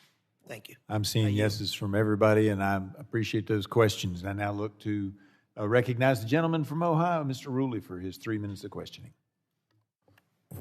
Thank you, Mr. Chair. And I want to take a moment and I want to thank Congressman, I'm not sure if I can say his name, for calling out with Brian Thompson. He's always been in our prayers. And I think lowering the temperature and bringing things to a normal society is where we need to go, and there's definitely problems, and we're going to work on them. So with that said, House Republicans, by passing the Big Beautiful Bill and Lower Health Care Premiums for All Americans Act, have made it clear that it's serious about lowering health care costs and expanding choice and improving the quality of care for all Americans. At a time when Americans are facing the highest health care cost in years, it is important more than ever to continue to bring down these costs. Passage of the ACA left Ohioans with less health care insurance and options and skyrocketing premiums. So I'm going to take a different approach. When I was in the Ohio Senate, I had this question for years, and I'm going to bring it to you right now. To all the witnesses, do you believe that competition and free market leads to affordability? And what I mean by this is under the ACA, patients are not allowed to shop their premiums across state lines. Patients who live near state borders cannot shop their plan for the best possible price on these plans. In my opinion, that could bring down the cost. What changes can Congress to potentially allow interstate competition and increase the variety of plan options that patients can choose from? Anyone on the panel is welcome to answer. We'd endorse all kinds of ideas and be open-minded about anything that could get bipartisan support for increasing access, reducing costs, making healthcare more affordable. If that idea was part of that, we could be for it. As a general principle, competition is good. What can get troubling or challenging for health plans is there is a lot of state regulations around health insurance, and so if they're different from one plan to another because they're based in a different state, that can create just a challenging environment to have apples-to-apples comparisons in terms of shopping for customers. But overall, if you can increase choice and increase competition, that's a good thing. Do you think that by us excluding this from the ACA that would help, or do you think like a freestanding bill to address this where we could have interstate competition? Congressman, I'd be happy to work with you on it. I'm not trying to, I know the time is limited. It's a fairly complex question to make sure that you're doing what you're intending to do, which is increase competition and consumer choice without creating an environment in which it's misleading for consumers because what they're buying from one plan versus another is very different in terms of their coverage, and that could be an unintended consequence if it's not shaped the right way. I would love those conversations if possible. Gentleman yields back. Now recognizes the gentlelady of Texas, Ms. Fletcher, for her 3 minutes of questioning. Thank you, Chairman Griffith, and thank you to all of our witnesses for being here today. I think we can all agree that we should be working to lower healthcare costs for all Americans, and I have heard from many of my constituents in Houston about the same problems that my colleagues have talked about today, in particular prior authorization, which leads to delays in care, and about the incredible burden of the back and forth between providers. I represent so many physicians who come to me and tell me they are not able to give their patients the care that they need because of the amount of time that they spend and their staff spend on the phone fighting with insurance companies. These are huge issues that we absolutely have to address. I also think with the limited time that we have, Congress hasn't helped yet either this year. Instead, this Congress has voted to decimate our healthcare system and raise costs for all Americans by cutting Medicaid funding and eliminating the enhanced premium tax credits that we've been talking about under the Affordable Care Act. Mr. Carter just touched on this, and Chairman Guthrie made an important point earlier that not everybody participates in an ACA plan. But I think what we haven't heard as much of today is that this entire system is an ecosystem. And so all of the costs, the cuts to Medicaid, the cuts to the ACA premium tax credits, removing people from the risk pool, will mean that everybody else's costs are going to go up. That is a core principle of insurance, right? You get more people into the pool. This was the idea of the ACA, get more people in, you can bring costs down. So I think that that's something that we need to understand here as we're making policy going forward. And because, gosh, this is really limited time, I just want to go straight to the Republicans have proposed, I think, 2 new things today. One of them is that they're suggesting putting money into HSAs. So I want to ask each of the insurance industry witnesses here, yes or no, can HSAs be used by individuals to pay their health insurance premiums? I'll start with you, Mr. Hemsley. Oh, can you turn on your microphone, please? If that was part of a bipartisan solution. But yes. Today, can you use HSA funds to pay for your premium? No. Okay, Mr. Joyner? No. Mrs. Boudreaux? There's no single solution. HSAs would need to be expanded, but we do think there's an opportunity. Thank you, Mrs. Boudreaux. Mr. Cordani? Structurally, no, but employers are able to use HSAs to complement catastrophic coverages effectively, and perhaps we could learn from the employer market. Mr. Markovich? Under current law, no. Okay, and that's the key. Under current law, this isn't a solution to just use the HSAs. The other question I have in general, well, we've got 15 seconds, so I'm just going to submit some more questions for the record, but I thank you for your testimony today, and I'll yield back. Gentlelady yields back. Now recognize the gentleman from New York, Mr. Langworthy, for his 3 minutes of questioning. Thank you very much, Mr. Chairman, and I'll kind of cut right to the chase. I mean, this is my first term on the Energy and Commerce Committee. I've had an awful lot of healthcare meetings, and some of you have been by the office. But I ask every stakeholder that comes, why is healthcare increasing so drastically compared to other facets of the economy? Who is at fault? And the amount of finger pointing, but if the hospitals are there, it's the insurance companies, or if it's the insurance companies, it's because of pharma. If it's pharma, it's because of the insurance companies. And we need to get to the bottom of why premiums have exploded on Americans over the last 10 years, and more drastically in the last 2. And what is driving these costs? And what I think is important for us to be aware of is, what is each of your dedication to the bottom line with the bottom line cost to the taxpayer, to the consumer?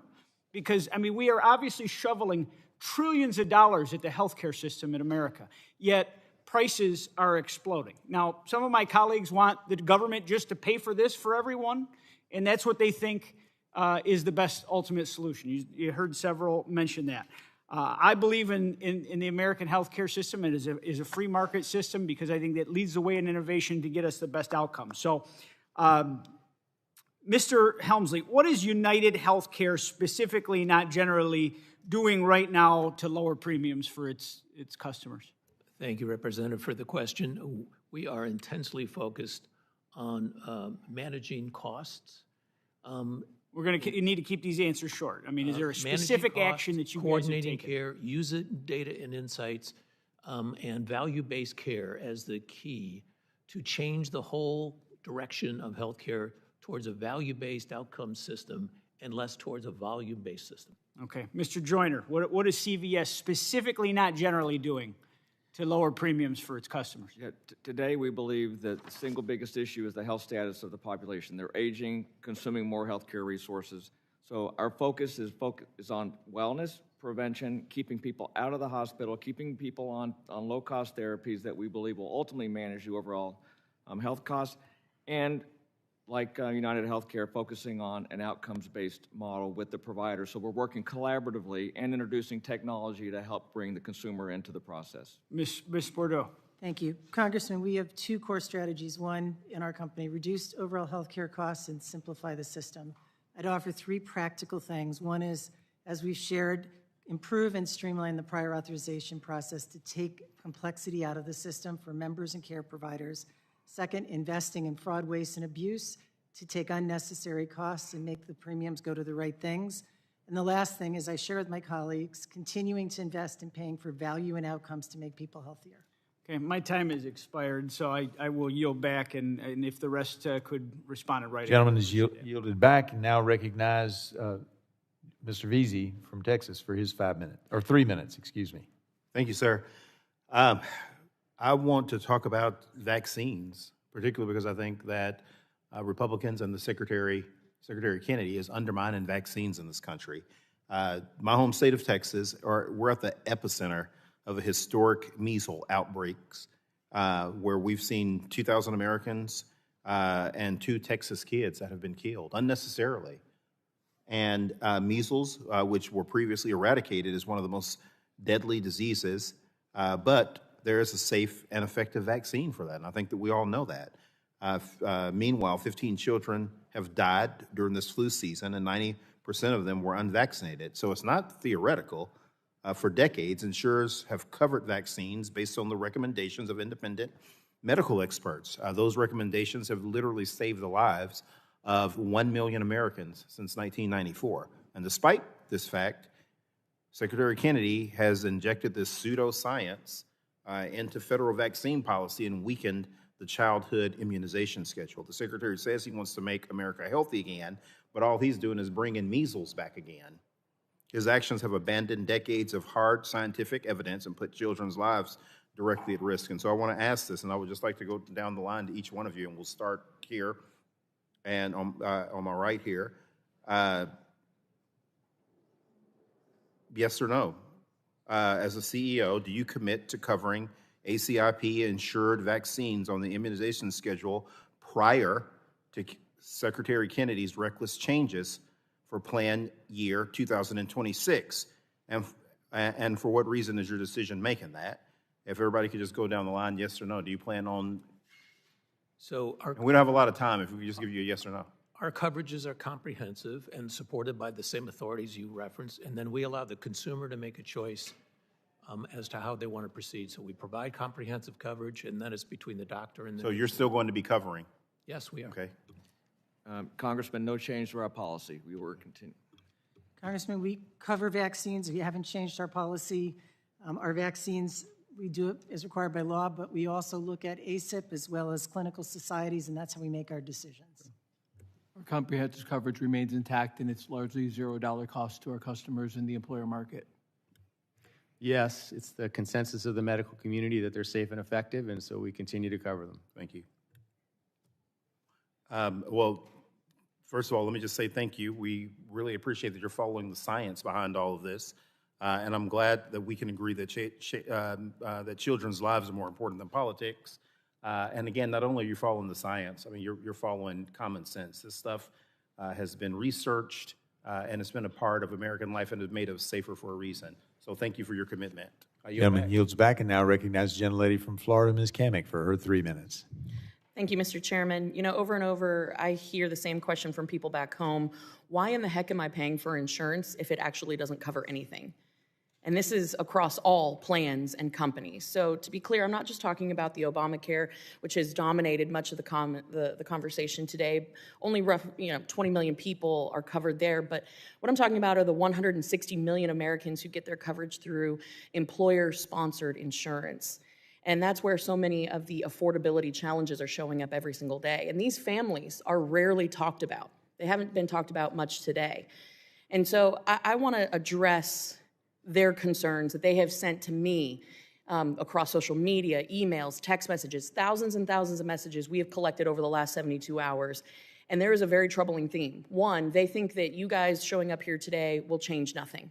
So on behalf of the thousands and thousands, hell, millions of Americans, please take this hearing as a moment in time when you need to change direction. I'm going to make this very simple for people watching back home. I'm going to ask a series of questions, and if this statement applies to your company, please raise your hand. So if your executive compensation at your company, including yours, is primarily tied to financial performance like revenue, margins, earnings, or stock price, please raise your hand. Don't be shy. Okay. I see 3 out of 5. Okay.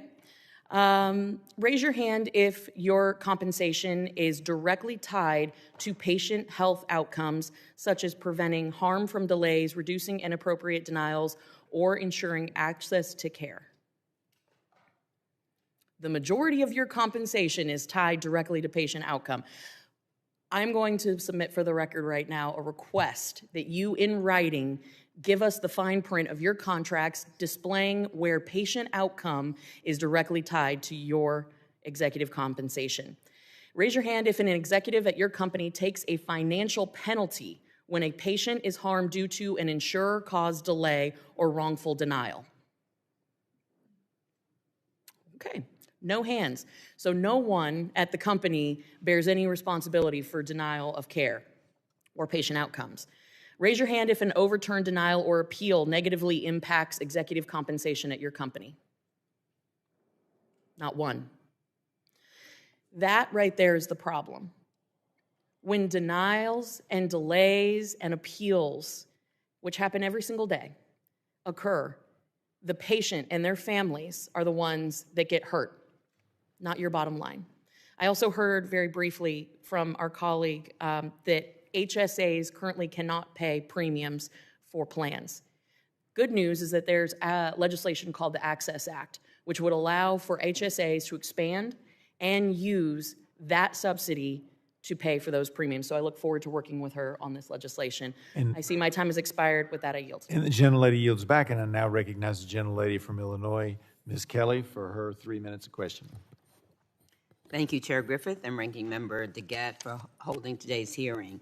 There is a health care affordability crisis in this country under President Trump. Republican-led cuts to Medicaid will drive the uninsured rate up by roughly 50% over the next decade. At the same time, their refusal to extend ACA tax credits will more than double monthly premiums for millions of Americans. You've heard all this already. The result is simple. People will delay care or go without entirely because they cannot afford coverage, as our witness has said. These are people's lives we're talking about. As some of the largest health insurance administrators in the nation, you have real influence over federal policy and industry outcomes. The ask has been clear, and your responses have not met the moment. For all CEOs, back in November, one of my constituents, Mercedes Wells, had a traumatic birth in her car after being discharged from the hospital while in active labor. In response, I announced a new maternal health bill, the Wells Act. I also sent letters to many of you asking about your commitment to maternal health. We have a maternal health crisis in this country, and evidence shows that doulas lead to better health care for pregnant women. So I ask all of you, raise your hand if your company has a standard policy to explicitly cover doulas for their services during and after pregnancy for the majority of your plans. All but one. Thank you. Mr. Hemsley, earlier you admitted to my colleague that your company uses technology in a number of initiatives. Over the last 5 years, there's been an alarming increase in reports of inappropriate AI prior authorization denials by your company. One study in 2024 found that these AI denials had a 90% error rate. If a healthcare provider had this bad of an error rate, they would lose their license and be in jail. Does United use AI or algorithmic tools to adjudicate claims or pretreatment estimates? And what governance and independent auditing do you use to prevent systemic underpayment or inappropriate denials? I'm sorry, we can't. Yes, thank you for the question. We use AI solely for administrative purposes. We do not use it for clinical applications at all. So it has nothing to do with denials? Only from an administrative, gathering documents, things like that. Only administrative. Will you pledge that each determination will be reviewed, or I don't know how you do it, by an outside neutral practicing physician who is licensed in the same specialty as the care in question? I'm not sure I understand what you're asking. I guess I'm questioning why people are denied, and you're saying it's not by AI.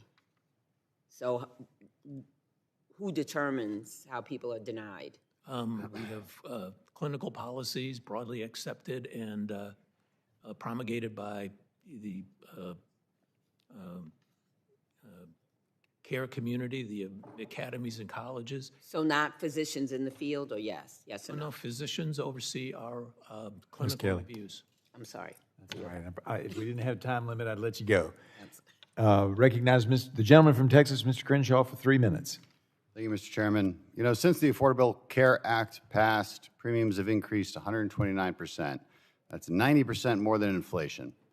In the 10 years before the ACA passed, premiums rose at about 5% per year, 69% total, which roughly tracked inflation. Something broke the system, and that something is Obamacare. So what happened? Now, the Democrats who passed the ACA deserve blame. They deserve a lot of blame. They imposed rigid mandates and regulations that made it nearly impossible to offer flexible, affordable, tailored insurance plans. That crushed competition. Much of this is government's fault, but not all of it. In your testimonies, many of you claim vertical consolidation is a major driver of rising costs, like it's outside your control. But is it? Because here's the thing, many of you here today are participants in that consolidation. We have insurers that own physician groups, PBMs, hospitals, pharmacies, every rung of the healthcare ladder. And the result, competition is basically non-existent. Many counties have 1 or 2 ACA plans, options, if that.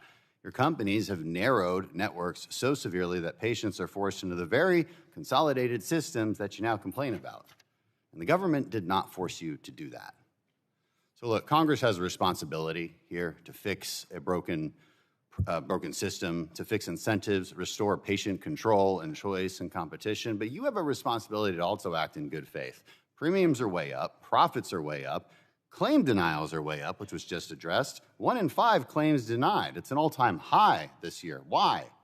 It's a rhetorical question, because I don't have enough time. But I do want to ask one simple question. Wouldn't it make a lot more sense to subsidize low-income patients, which is the point of the ACA, right? Subsidize low-income patients directly through a health savings account that they own, instead of subsidizing you, the insurance companies? You can answer that one. Anybody? Does anybody agree with that? That concept? Subsidize patients through a health savings account instead of subsidizing insurance companies. Not even our patient advocate? Sorry. Go ahead. I don't want to. Did you want to? Okay. I and we are very open to having mechanisms where money goes directly to. Okay, I got one maybe. Anybody else? We'd be supportive of anything that puts the consumer more in control. I got another maybe. And I got another. Sorry, I just don't have funding time. makes no difference. It's the costs. Got it. Patient advocates even? Respectfully, I think that could undermine the healthcare system. Interesting. Okay, no. So let me ask you again, another question, just Econ 101. Does competition, competition requires real choice, right? This is an Econ 101 question. Competition lowers prices, doesn't it? Competition will exist if patients control the money and then can go on the market and actually make you compete with each other. Mr. Crenshaw, would you submit that for the record, please? Oh, well. Geez, that was fast. Gentleman, yeah, I know. Gentleman yields back. Now recognize gentleman from Ohio, Mr. Landsman, for his 3 minutes. Thank you, Mr. Chair, and the ranking member, all of you, for being here. In my lifetime, a lot has happened, but the biggest thing is in my mind, is the extreme concentration of wealth and power. I think most of the issues that we face in this country can be connected back to this concentration of wealth and power at the top. And nowhere is that more true than healthcare. CEO pay across the board's up 1,000% since I was born. Workers are, up 25%. They can't keep up. And as it relates to healthcare, you got 1 in 3 Americans who are struggling with medical debt. 1 in 3 Americans had to pass on a needed procedure because they couldn't afford it. And in the one big beautiful bill, after decades of all of this money going up, they voted on the largest transfer of wealth in American history from low-income working folks to the super wealthy, spending trillions of dollars on tax cuts for the super wealthy, and they cut $1 trillion in health care.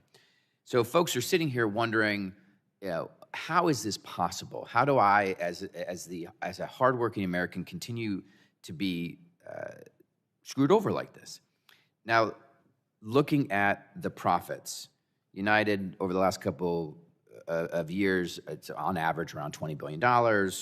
CVS around $6 billion. Elevance around $6 billion. Cigna around $6 billion.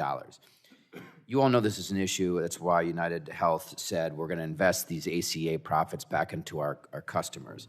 If shareholders said tomorrow, let's do this, let's do more of this, this was a good idea, let's invest more of our profits back into our patients, what would you tackle first? So you got 15 billion, 14 billion this year in profits. Let's say you just want to keep a couple. Shareholders said the rest of it's going back into our patients.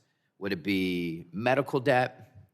Would you focus on denying less claims? Would you cover more people? I'm just curious, and we'll start with Mr. Hemsley. What would you invest in first? Thank you for the question. I think it's very thoughtful. And the same things we're investing in now. The advancement of a movement towards value-based care to get off the volume, better systems and technology to take the complexity and make the system more simple. I think those things would profoundly change the underlying costs and the consumer and care provider experience. Just, I only have 12, but I would love to hear from everyone else, but I only have 10 seconds. I want to be respectful because you guys have to go to another meeting. We have a lot of work to do. Congress has to fix this. They have to fix the healthcare system so that we can invest more in patients. I think this is an opportunity for you all, and you're hearing it, to do the same. Thank you. I yield back. Gentleman yields back. Now recognize the gentlelady from Indiana, Ms. Houchin, for her 3 minutes. Thank you, Mr. Chairman. Thanks to the witnesses. Today's hearing provides us an opportunity to look at beyond the premiums and examine what's happening behind the scenes, how insurers structure administrative fees, how payment practices affect employers and providers, and whether current incentives are aligned with affordability for patients or profits for insurance companies. There are so many perverse incentives created by the ACA I honestly can hardly blame you for trying to find ways to increase profits. But vertical integration, I think, is something that we absolutely have to take a look at, and I'm glad this committee is doing that.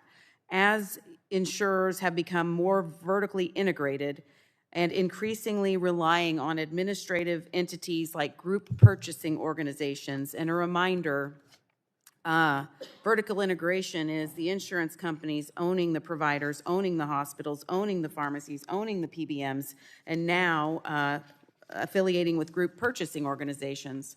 GPOs were created by the largest PBMs and have added yet another layer of complexity to the prescription drug supply chain, making it even more opaque. 2 of the 3 largest PBMs have established their GPOs overseas, which you have confirmed, while continuing to claim that rebates and fees are being negotiated on behalf of U.S. plan sponsors and patients. Evidence suggests in practice some of these entities may be retaining rebates in the commercial market and charging additional fees that are not passed on to employers or reflected in lower out-of-pocket costs at the pharmacy counter. And with vertical integration, it makes the true profit margins easier to hide. In fact, a recent investigative report published by Hunter Brook looked into PBM GPOs and found that while there were fewer than 150 employees across all 3 of them, PBM-owned GPOs somehow generated more than $50 million in revenue per employee. Not even NVIDIA generated that level of per employee revenue. So my question is, how are PBM GPOs so incredibly profitable?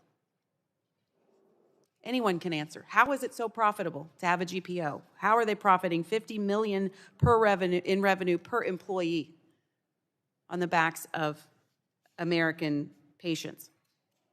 No answers. Okay. I've also heard from another number of physicians who have reported concerns about the No Surprises Act and implementation of that, often delaying awarded amounts. And I want to focus quickly on Elevance Health. Ms. Boudreaux, compliance, do you track compliance internally on those arbitration awards, and how many of those are remaining unpaid or partially unpaid more than 30 days after a favorable decision? So, Congresswoman, thank you for the opportunity to talk about the No Surprises Act. We very supportive of the No Surprises Act, always have been. There's a problem, though, in the arbitration system where private equity and VC-backed entities are flooding the system. The CBO recommended that 17,000 roughly would be this year. We've received across the system almost 2.2 million arbitrations.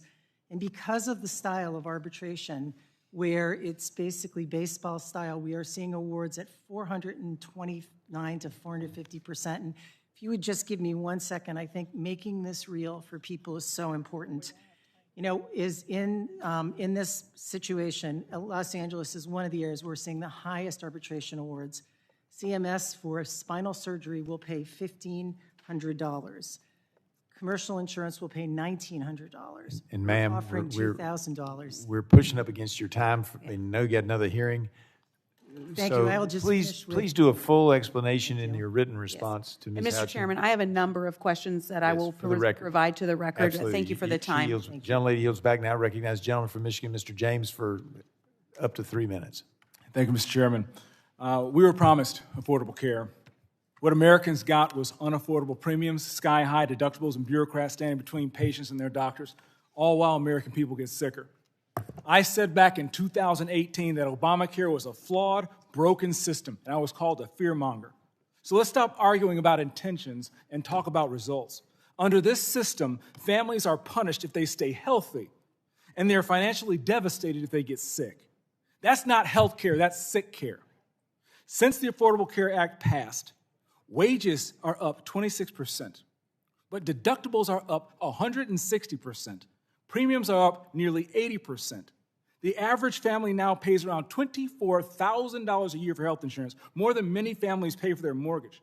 Some are paying $30,000, $40,000 and still rationing care. That's not a safety net. That's a hangman's noose. So let's start with a very simple question for some very smart people here. Raise your hand if you believe that health care today is affordable for the average American. No hands. So we have agreement. I believe it's unaffordable because nobody knows what they're paying for. The only way we can have affordability in this country is if we have accountability. And you all must be accountable to the American people.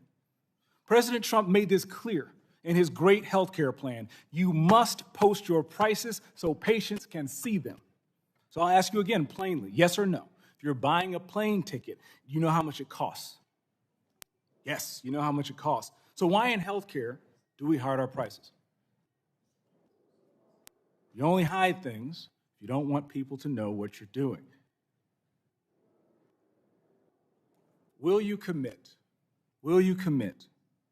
to publishing clear, complete rates, side-by-side coverage comparisons that employers and families can actually understand in the same places that you price your bills? I see one head nodding. We are already doing that. Already doing it? Already doing that. It's not having desired results. We need to do better. We need to stand behind the transparency data with the same seriousness that you expect patients to pay you back. The American people were promised affordable care. What you've given them is higher costs and worse health outcomes. After more than a decade, Americans are a heck of a lot sicker and a heck of a lot more insured at the exact same time. How does that happen? Your incentive structures must change. You must be held accountable, and you must change course. The American people are done with it. I'm done with it. I'm speaking to all my colleagues on this committee. We have to hold these companies accountable, and the best way to do this is through transparency. My bipartisan and bicameral Patients Deserve price tags bill does exactly that. Please give the American people your support. Thank you, Mr. Chairman. I yield. Gentleman yields back. That concludes the questioning section of this hearing.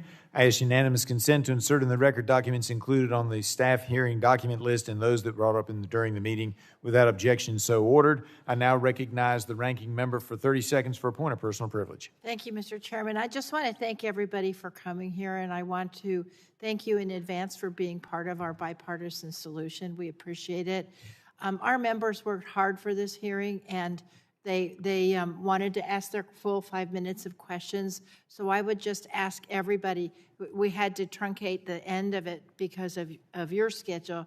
So I would just ask everybody, when you get these questions from members on both sides of the aisle, please give us in-depth responses quickly, because it will help us as we work to develop bipartisan legislation. Thank you, Mr. Chairman. I yield back. Thank you, Ranking Member DeGette. I would like to thank all of our witnesses again for being here today. Members may have additional written questions for you. I guarantee they will.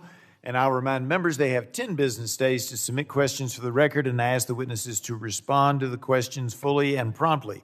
Members should submit their questions by the close of business on Thursday, February 5. Without objection, subcommittee is adjourned. Thank you.